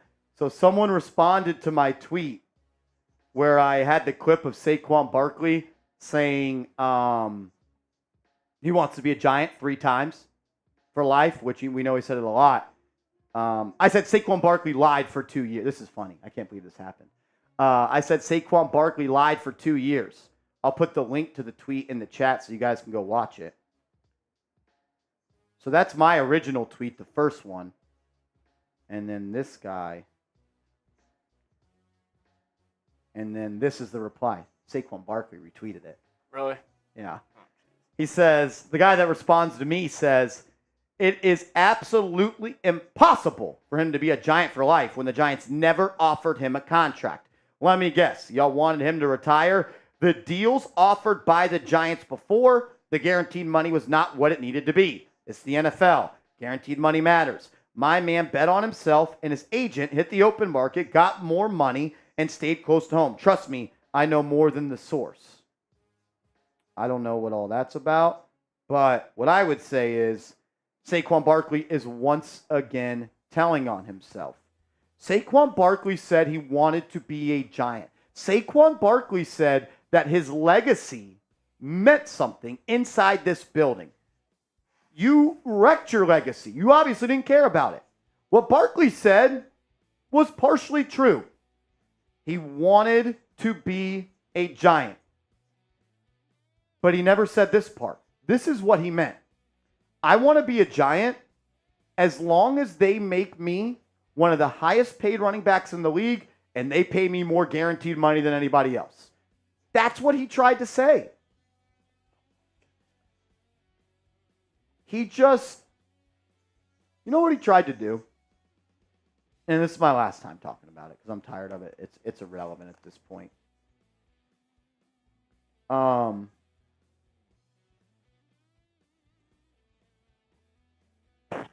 This is what it is. Saquon Barkley tried to take advantage of the New York Giants. Saquon Barkley tried to take advantage of John Mara. John Mara loved Saquon Barkley. Saquon knew that. And Saquon Barkley thought if he could convince John Mara that he wanted to be a New York Giant for life, that would make Mara want to keep him more. Mara would then pay him more, and Mara would then step in the negotiations. He tried to simp his way to a bigger payday. It did not work. He is upset about it. That's why he has been retweeting tweets where people are saying the things like I said. It is what it is. Have fun in Philadelphia. I don't wish you the best.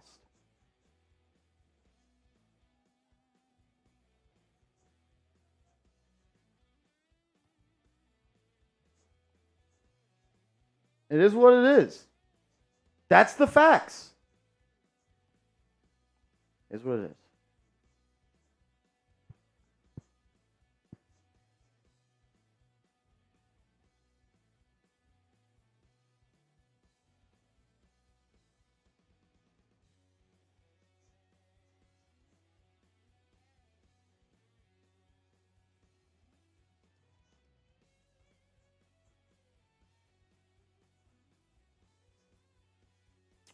Is that fair? Well, I just said I don't know if you're listening. No, I don't know, huh? I'm trying to be that serious. It's all good.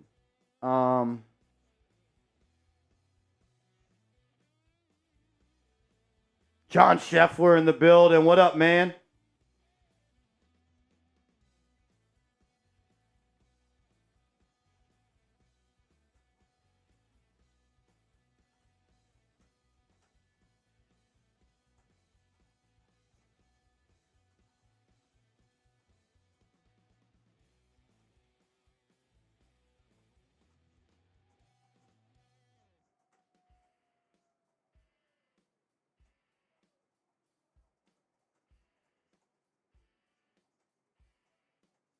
Sorry, I'm replying to Saquon Barkley.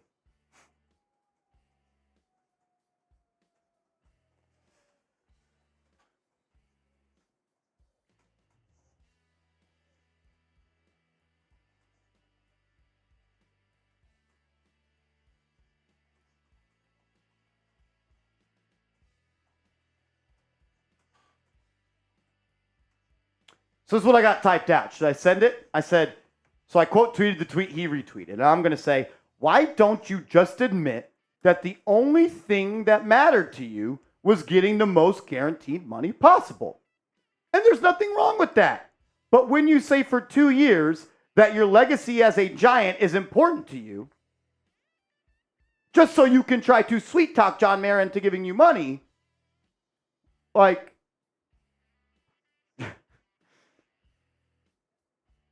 I don't know, man. Is it even worth it?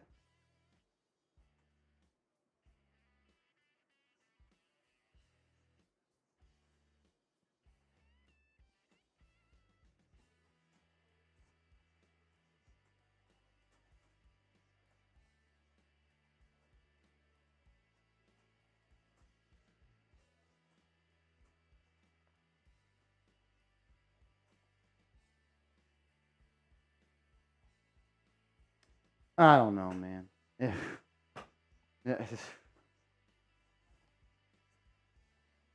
I think the fact that he has to retweet a tweet to one of my tweets says who won in this situation.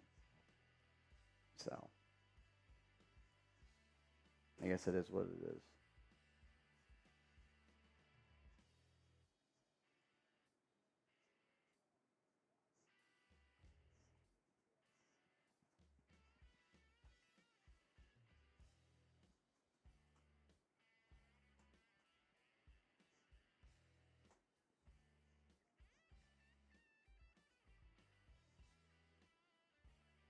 This is what I got typed out. Patrick Seaman's much more level-headed than me. Maybe he'll give me the answer. So that tweet where I said Saquon Barkley lied for 2 years, the video of the clips, you've seen it, right? Yeah. A guy responded to that and said, he says. Oh, yeah. I saw that part. The dude, Saquon retweeted. Yeah. Yeah. So then I have a tweet typed out where I said, why don't you just admit that the only thing that mattered to you was getting the most guaranteed money possible? Because there's nothing wrong with that at all. But when you say for 2 years that your legacy as a Giant is important to you, and you say that you want to be a Giant for life, just to try to get more money from the Giants is kind of lame. Is that fair? No, that's fair. I mean, there's nothing wrong with making money what motivates you, that moves you. But, like, for 2.5 years, you didn't stand on that. Yes. Bill, have fun pushing Hurt's ass next year. That's hilarious.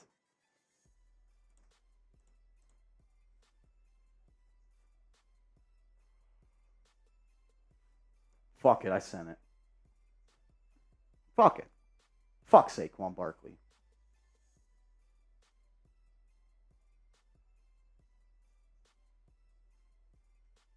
And then for him to act like the Giants didn't give him a contract. There was an offer there.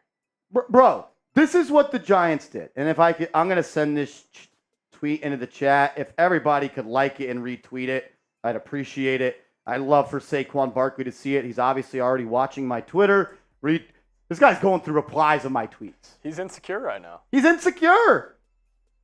What does that tell you, Patrick Seaman? He's going through a YouTuber's tweets, and not the tweets, the replies. He wasn't even mentioned. So, it's 3 million views. That's insane. That tweet is?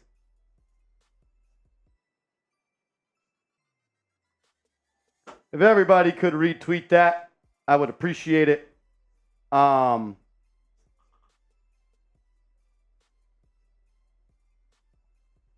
This is what it boils down to. He tried to sweet talk the Giants and lie about his stance on what he wants. He's insecure. He's emotionally hurt. And he's doing everything to try to clear his name. It's okay.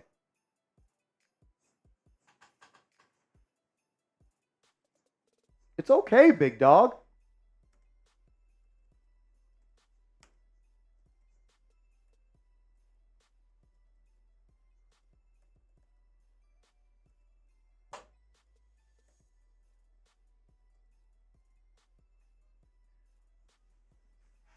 Is what it be.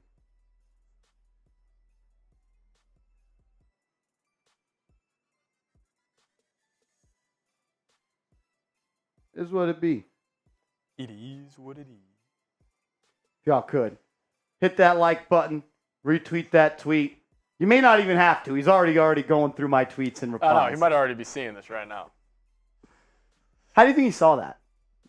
Obviously, my tweet that got 3 million views, he saw that. I could see like one of his boys sending it to One him. of his boys. I could see that.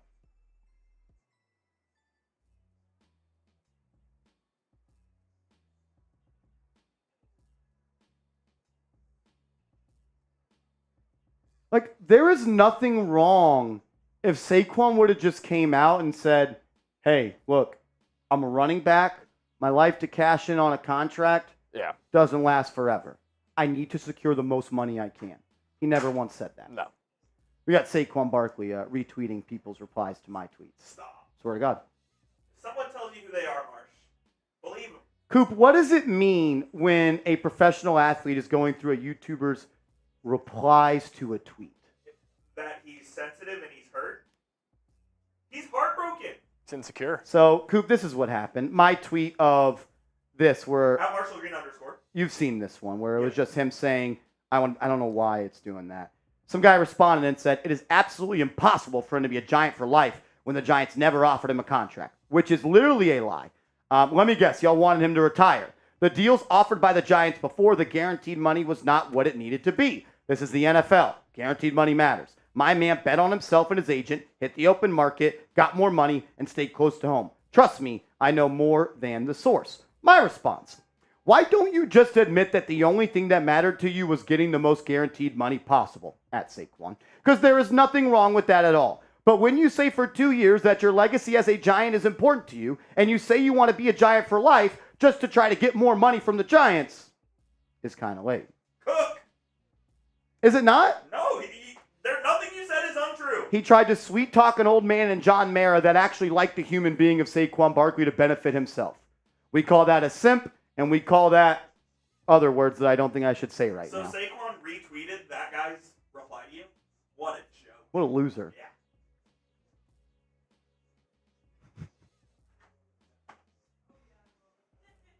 Saquon, if you're watching Saquon, I know you're watching my tweets, Saquon. If you want to come on the show, open invite. Come defend Open yourself. invite. We want a first round pick. We want a first round pick. You know what? Enjoy Devin Singletary, buddy. Oh, it's weird. The Sixers get caught for cheating, and now the Eagles get caught for cheating. Go, Josh. Hopefully you guys can beat the Bucks this year in Baker Mayfield. Are you a little worried that your running back is retweeting replies to my tweets? Are you a little worried about that? Seems a little insecure. He'll fit right in. What does it tell you that a professional athlete has to retweet replies to Marshall Green? What does that tell you about him? It tells me he's a real man. That tells me he's emotionally hurt. He's insecure. And now he's trying to embrace a villain role, which he is not. Yeah. Saquon, if you ever want to come on the show, brother, we don't want you. You're watching. You're watching my tweets. You're going through my tweets, Saquon Barkley.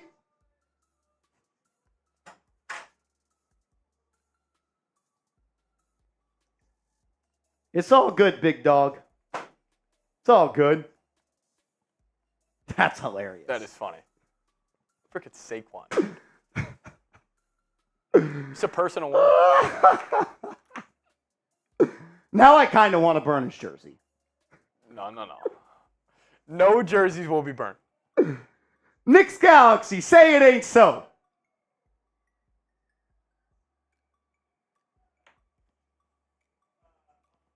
Rich Rod, I'm glad you said something.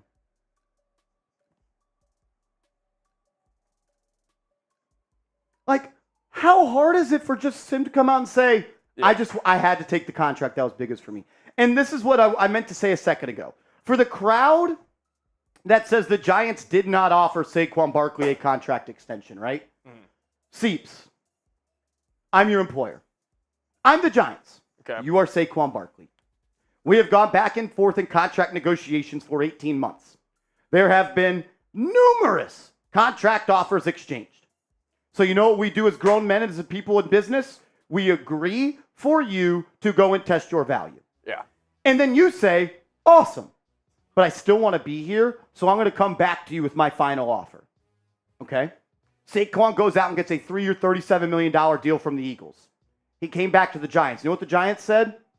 Good luck and take that offer. You know why they said that? Because they were never going to offer that type of money. And you know why they didn't offer him a contract, Patrick Seatman? Because they knew the only thing that mattered to Saquon Barkley was to get the most guaranteed money. Yeah. And the Giants were never going to give him the most guaranteed money. Can we give Singletary 26? Oh, I already have a take on what we should do. You give him number 20. You demand. No, you make him wear number 26, and then you offer everybody that owns a Saquon Barkley jersey a free switch out for a Devin Singletary jersey. And when you get all the Saquon Barkley jerseys, you start a bonfire. Not the last part. I'm not a jersey burner. I'm just a little juiced up right now because Saquon's a fraud. And he's not too active on Twitter either. It's not like he's like... Oh, he's not.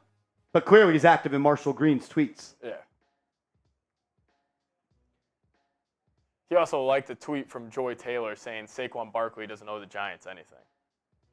Going through his likes right now. I'll put the link to the tweet in the live chat. If you could, please retweet it. Please give it a like. Please respond. We probably won't have to get much engagement on this tweet because Saquon Barkley's already watching our tweets.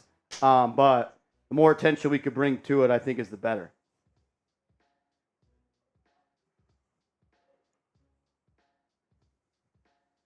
Like, it's that simple, Seeps.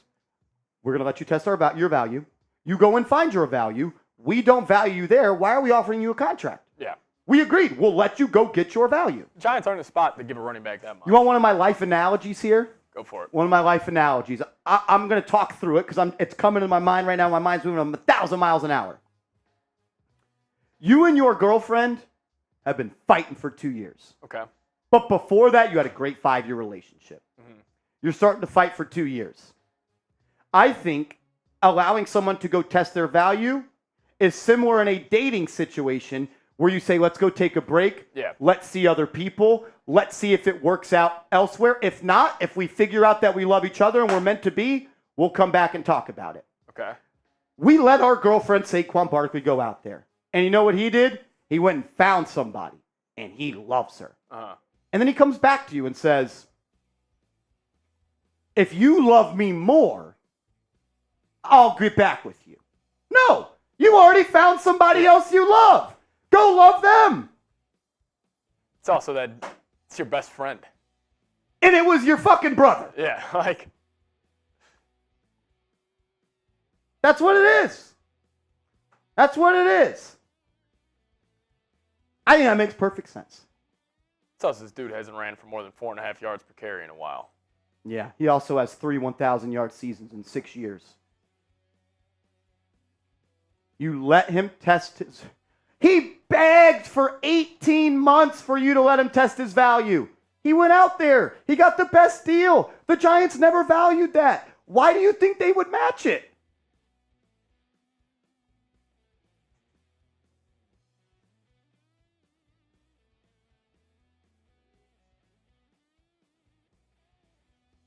And we're done. We're done with that.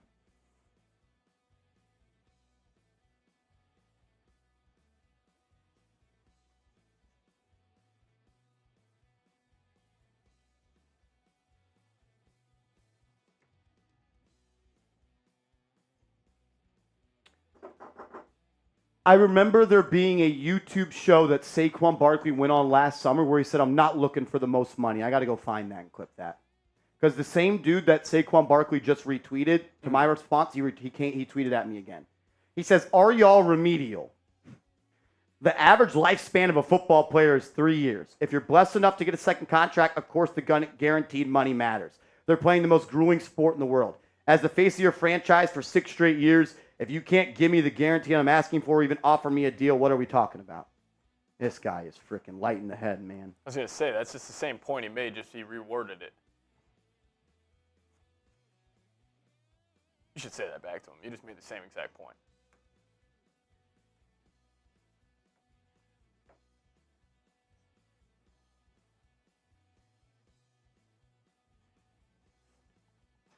What's up, dog?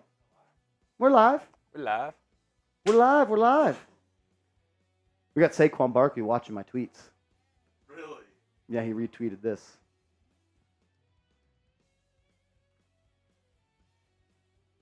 So you know the video I put out where I said Saquon Barkley's been lying for 2 years, where he just, the one-liners, if I want to be a Giant for life, I want to be a Giant for life. He retweeted this guy's tweet. And he said, it's absolutely impossible for him to be a Giant for life when they never offered him a contract. Let me guess, you all wanted him to retire. The deal's offered by the Giants before. Wait, how is it possible? This guy's a fucking idiot. It is absolutely impossible for him to be a Giant for life when the Giants never offered him a contract. Remember that. What did the Giants do? Never offered him a contract. Okay, next paragraph. The deal's offered by the Giants. Wait. Wait. So they did or didn't? So did they offer him a deal? Oh, got him! You should respond with that. Got his ass! Can I respond with that to him? Dude, Go ahead, man. that is straight dunk, nuts in face right there. It's not even that. You got it. But then That's I straight replied dunk, to the guy. that's- I replied to the guy. And did he say? he already replied to me, which did means he say? Saquon Barkley will see it because he's been watching my tweets. I said, why don't you just admit that the only thing that mattered to you was getting the most guaranteed money possible? Because there's nothing wrong with that. But when you say for 2 years that your legacy as a Giant is important to you, and you say you want to be a Giant for life just to try to get more money for the Giants, is kind of lame. If Saquon Barkley just came out and said, I'm a running back, the lifespan of running backs are not long, I need to go get the most money The possible. lifespan of running backs in the NFL. He's not. You're dead to us, Saquon. Look, it is what it is, dude. Open invite for you to come on the show, Saquon. We could talk about it. You think he takes you up? Go fuck yourself, What do you think about? Saquon. But y'all had Devin Singletary. He was not motor. They call him motor. Motor. It's weird. I went back and looked at the stats since 2018 of most tackles broken in the NFL. And I don't know if it was an error on the site I was looking at, but Devin Singletary has the 12th most broken tackles since then, and I think Saquon Barkley was 18. Devin Singletary's better. And then I also saw another stat, Patrick Seaman, games with positive rushing yards over expected. Devin Singletary was number 1 in the NFL with Christian McCaffrey. Oh. Saquon Barkley was not top 10. So maybe Joe Shane is playing. Is it gonna win? Chestnut 40 checkers? Yeah, 40 UConn chess, tomorrow. Not checkers. Honestly, the fact that he's worried about that stuff is kind of lame now. You're in Philly. Why do you care? Why do you care Why do so you much? care? He's Yeah. hurt. Absolutely. He's insecure, and he's having to step into a villain role, which he has never been in his life. That's how you know that This is prime. You and your girlfriend break up. She gets a new boo, and then you immediately are like, and you're like, that dude's ugly as hell. That dude's got a little dick. That's what it's like. That's what it's like. you can't hit it. You ain't doing it like I did it. Saquon sees your new girl's bad as hell and he's jealous. He is. We got Devin Singletary, baby. Hell yeah. Oh my God. The idea that Giants didn't offer Saquon Barkley a contract is ridiculous. No, like you said, it's embarrassing for you if you think that. If you think that, you should check into a hospital Did of you some see the sort. Josie tweet? No, what did Josie tweet? So Josina Anderson tweeted, after striking out on Calvin Ridley, the Patriots will target wide receivers in this year's NFL draft, looking for a premier wide receiver. But wait, Really? Nick Roloff told me there's no way they don't draft a quarterback at number 3. He's still on that train. Ah! Rolly also told me Dame was going to the Heat, too. Yes, Yeah. He said He also told me that Arizona and U of H, and I think it was Kansas at one point were winning the national title this year, and he's going to take credit for all of them. Oh, absolutely. So the way she worded it was it could be either way. This was her tweet. Patriots will mainly turn their attention to draft to address wide receiver. I'm told they've moved on. Remember, Splash is coming in the win column. Wonder who she got that text from. So It's all good, Barkley. It's all good, dude. If he comes onto the show, what's your first question? Go fuck yourself. Question mark. Go fuck yourself. Go fuck yourself, first Saquon? off, how dare you? Second, go fuck yourself. First question, Saquon Barkley. Go fuck yourself. Who do you think you are? You said you were a Giant for life. You obviously lied. Why did you lie? I think he comes on the show, we just play him that compilation of him saying he's going to be a Giant for life. Wait, Saquon, we're having some technical difficulties. Video spammed 1,000 times in a row. Saquon, I don't know what's going on right now, man. I said I wasn't saying his name anymore on the show, and then this happened, so.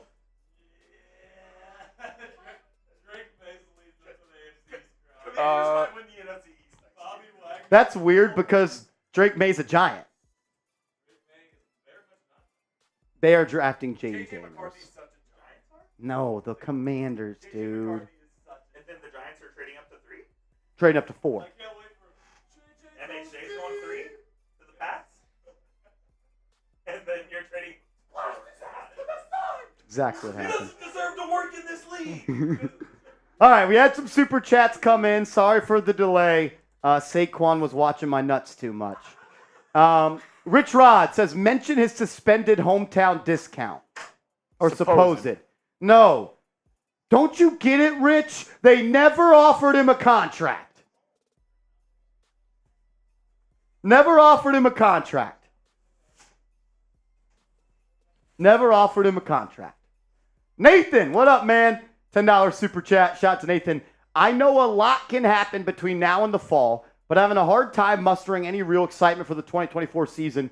It feels like 8 wins, best case scenario. Can you give me some hope? I will give you some hope. How optimistic were you last year? And the year before? And the year before? And the year before? I'm sure you were pretty optimistic. The Giants were bad with Saquon Barkley. The Giants were bad with Xavier McKinney. They added an elite pass rusher. They added a running back who is just as good analytically. And they added 2 interior offensive linemen. I think the Giants are better right now than they were last year. Definitely. And I don't necessarily think it's all that close. I don't think it's all that close. Nathan, another question. Saquon Fraudly, any team but the Eagles, dude. Exactly. Exactly.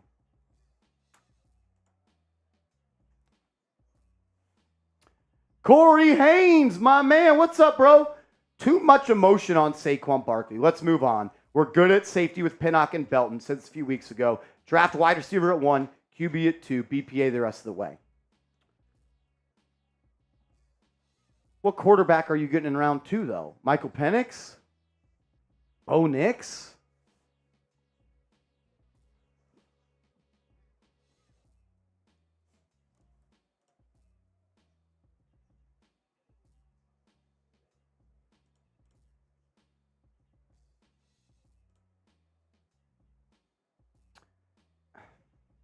If I'm drafting quarterback, it's round 1. Yeah. I draft a quarterback in round 1, or that's it. I've moved on. You already got your backup quarterback in Drew Lock. It's a plus. Like, I don't know. I don't really think Penix is. I'd probably be out on quarterback round 2. If you're going to draft a guy not round 1, get like a guy like Rattler in the 3rd. Yeah. Yeah. Patrick Clark, we offered Saquon close to the same as Philly last year. Patrick, no, we didn't. We didn't offer him a deal. That's what everyone else is saying. Exactly, Patrick. Exactly. Just yeah. Exactly. You are right.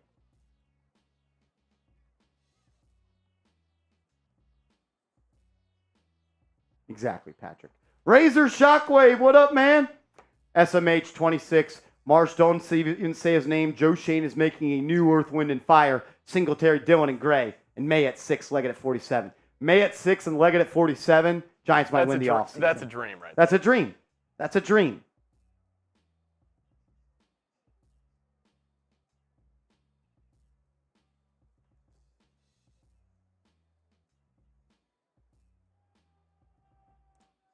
Who is doing that? I have no idea. Chase. Sounds like Chase Sr. Razor Shockwave. I'm all in on that. Lacey says, what about Bowers at 6 and trade up to late in first for better wide receiver option than mid-selection? I think I'm only trading up if I'm getting a quarterback. Yeah. I don't think you trade up in the first for a receiver when you can get a pretty good receiver at 47. It's a deep receiver class. Deep receiver class. Bowers at 6 would be kind of crazy, but he's a damn good football player. Hell of a football player. Giants need to already go ahead and cut Darren Waller. So, yeah, that's my take on that. Stripes.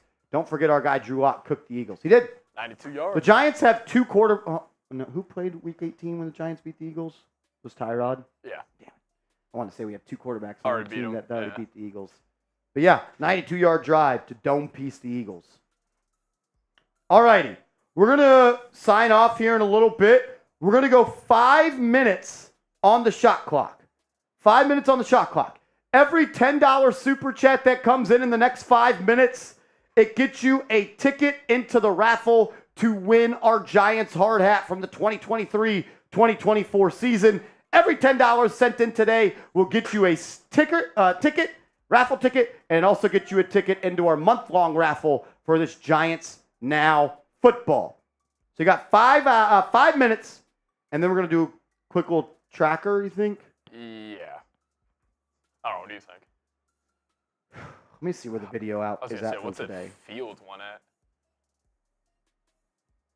Rob Simpy says, what's the money at, Marsh? We're currently at $653 in super chats. It's 2 of 10, 14.5K in 5 hours. What's the last 60 minutes? 20% click-through rate. 2,000 views. Oh, Probably so just it's let still that ride. humming, yeah. I'm going to let that ride. I could get the... And then if they sign someone by Then midnight, that's the... Yeah. I like so that. we won't do that. Michael Pinto says, damn, my super chat got lost in the Barkley rant. I thought we answered it. No, yeah. We got to him, Mike. You said, no, we didn't. It's if you restructure AT. Pop that up on screen. Yeah. My bad, Mike. I got a little flustered. Saquon Barkley got to me. Michael, I apologize. And I get you a raffle ticket as well. Give Michael 2 raffle tickets. Got you. Because if you restructure AT and Dex, thoughts on going out and getting a guy like Justin Simmons or going after Darius Williams. Darius Williams already signed with the Jaguars. Great show as always, Marsh. Mike, we appreciate you. I think the Giants are going to restructure Andrew Thomas.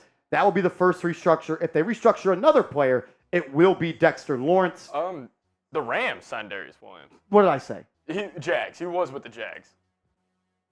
No, he was with the Rams, and then he went to the Jags, I think. No. Jags to the Rams. He was Rams, Jags, Rams? Oh, he was with the Rams before? Yeah. No, he's back with the So Rams. he's back with the Rams. Apologize. Darius Williams signed with the Rams. 3-year, $22.5 million? Yeah. Wow. He's a good player. Yeah.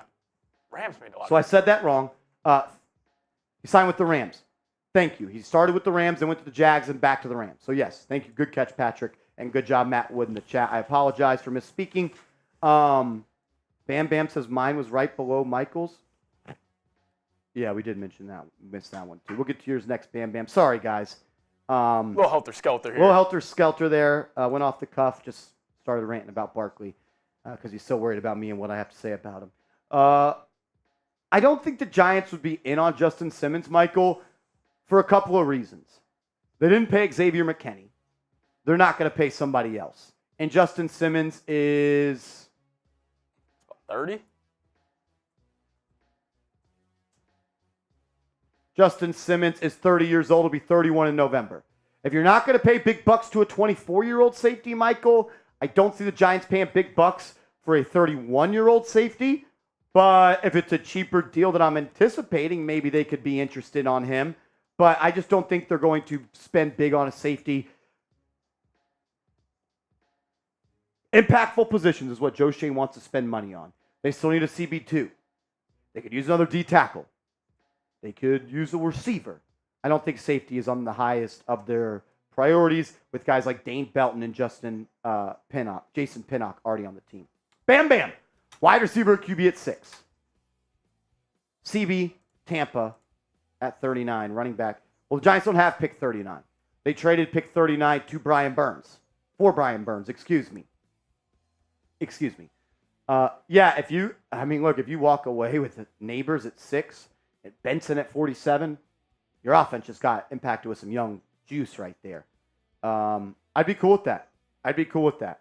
Absolutely. But remember, no 39 overall pick for the Giants. They traded that for Brian Burns. Tony, what's up, man? Says, what up, Martian Seeps? Y'all going to pull up to MetLife at all this year? Still waiting on y'all to pull up to MSG.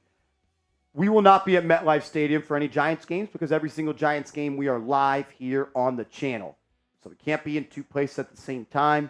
So unfortunately, no MetLife game. Maybe the goal was to get to MSG. We could do that one, but no MetLife. Corey, another raffle ticket. You guys have 40 more seconds to get a raffle ticket in to win the hard hat. Every $10 you send in, we'll get you a ticket. How are we trading up now that we've made the Burns trade? We have to stick and pick at 6. If a QB drops, then cool. Just don't think that will happen, but who knows? Mixed Rattler, etc. The reason you could trade up, Corey, after the Leonard Williams trade. Is he serious? Bronx boy, stop lying.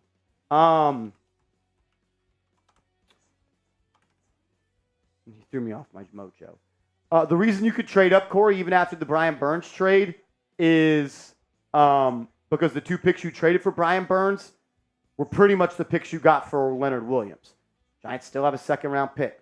Giants still have a 3rd-round pick, and they have all their picks going forward. They can absolutely still make a trade if they want to. Mixon, but who knows? Mixon Rattler. We'll see. I think the Giants are still interested in trying to trade up. We'll see if they get it done. Shout out to Corey. And the Bronx boy, Tiki, read your tweet, and he's completely steely disgusted with what you said. I think Tiki, if he saw that tweet, would be so happy. Oh, I think you would retweet it. I think he would too. He said, how did the word steely get in there? I don't even know what that means. I don't know what that meant. I was confused. I kind of just read it. That could have been a slur, and I just would have read it. I'm like Ron Burgundy of reading super chats. Whatever on there, I'm going to read it.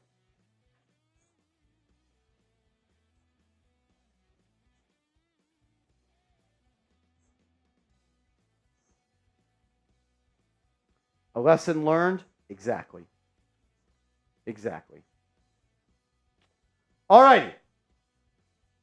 The raffle entry has expired. So we will spin the wheel. Look at all those names. What's the timer on the wheel spin? What do you want to go with? Let's go. A little longer one? Add some anticipation? 30 seconds? Ooh, can I... Hold on. Duck race this? Nah. Yeah, I think we got over 100 on there. You got 52. We could. Hold on.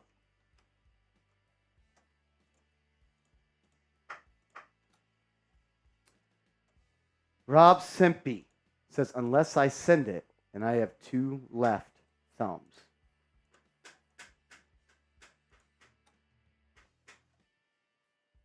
Forgot you guys could see. What'd they see? Just Google. Rob, you know the deal here. Says, guess you can't read it.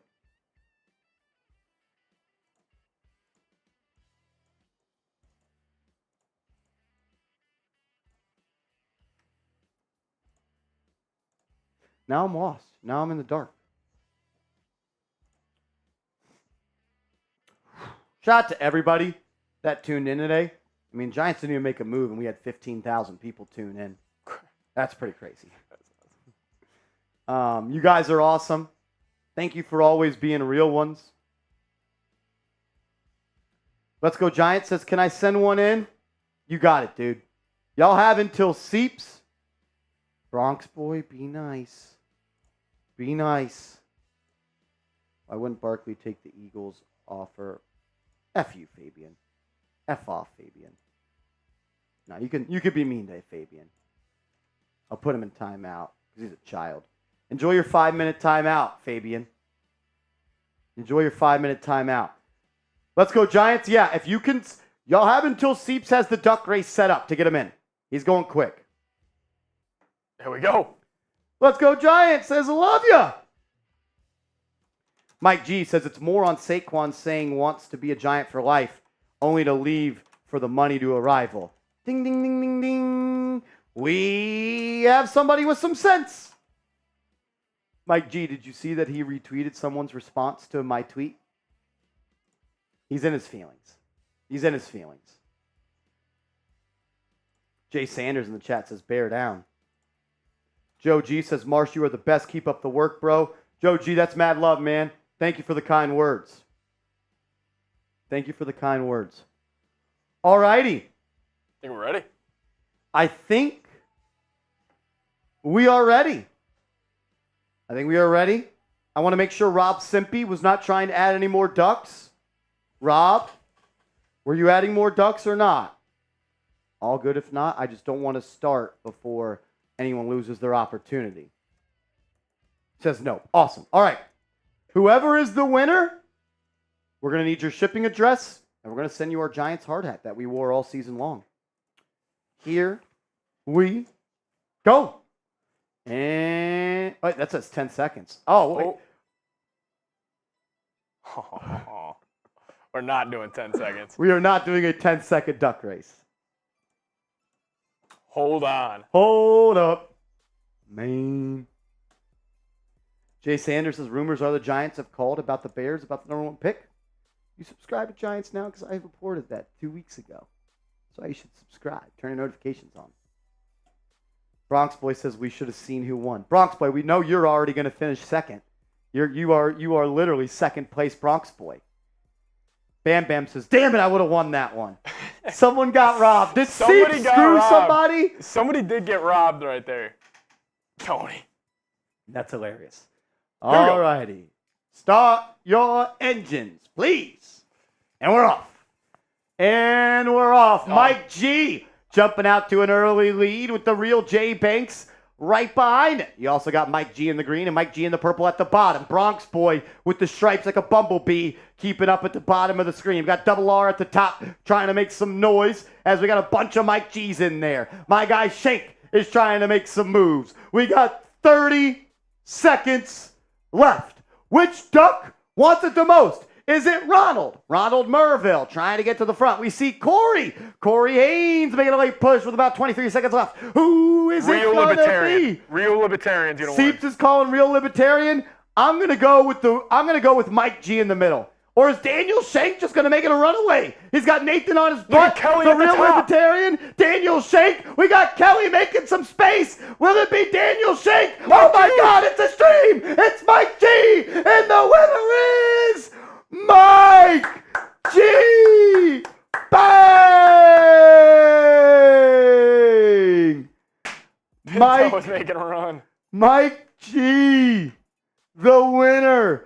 That was one of the... That was a good one. That was a good one. I thought that they were running away with it, and then it was a flurry of people. It's rigged. Ducks. It was a flurry of ducks. It's rigged. Mike G. If there's anybody that deserves to wear a hard hat, it's you. It is you, brother. The Bronx Boy. I was rooting for Shank. R.I.P. to his pops. Yeah. That would have been lit. Yeah. That shit hit me hard, man. Dude, that did. That threw me off for a little bit. I had chills for about 10 minutes. No, I couldn't, think. That was tough. Winners win, boys and girls. Winners win. Winners win, boys and girls. Win's a win. A winner wins. That's what we do. Tony says, Duck got shot, man. He died before the finish line. Dead. Dead, dead, dead. Shout out to Mike G. Mike, we'll get that sent out to you, brother. I got some other stuff I'm going to send you as well. And we're still waiting on the white jerseys on our site. I'll just keep checking those every couple of days.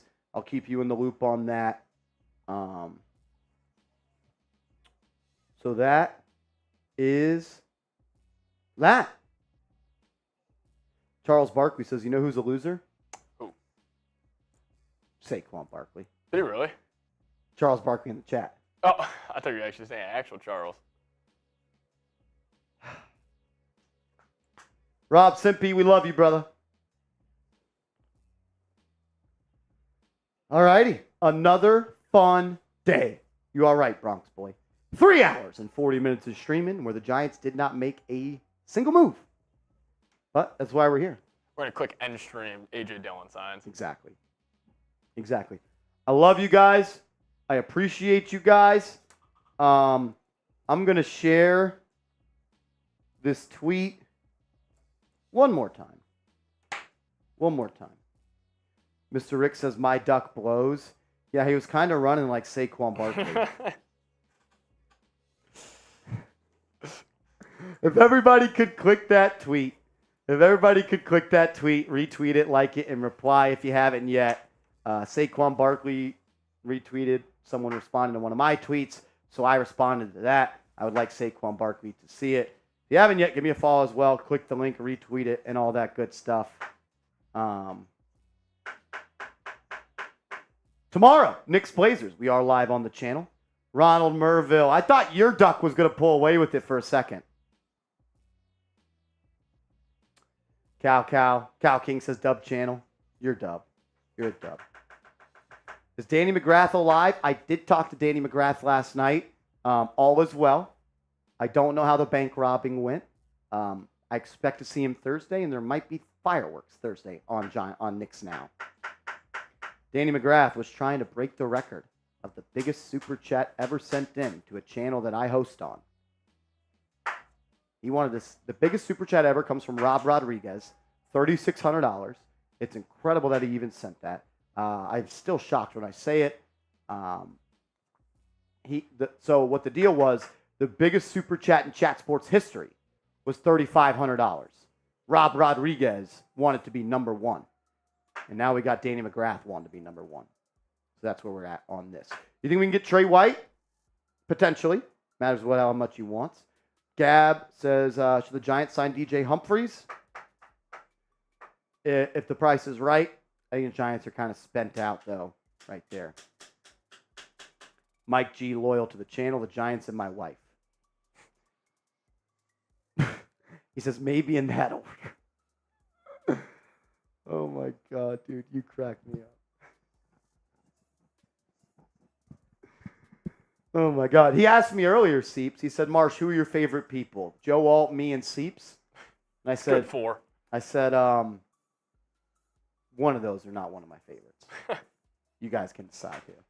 Mike G, Bronx Boy, everybody in the building. We love you guys. We're going to sign off live on the channel for Knicks tomorrow. We'll be live on the Knicks channel, and we'll get you probably multiple videos tomorrow as well.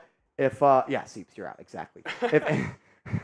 If the Giants sign anybody tonight, I'll get you guys a video from the house. We love y'all. We appreciate y'all. F. Saquon Barkley. We'll see y'all.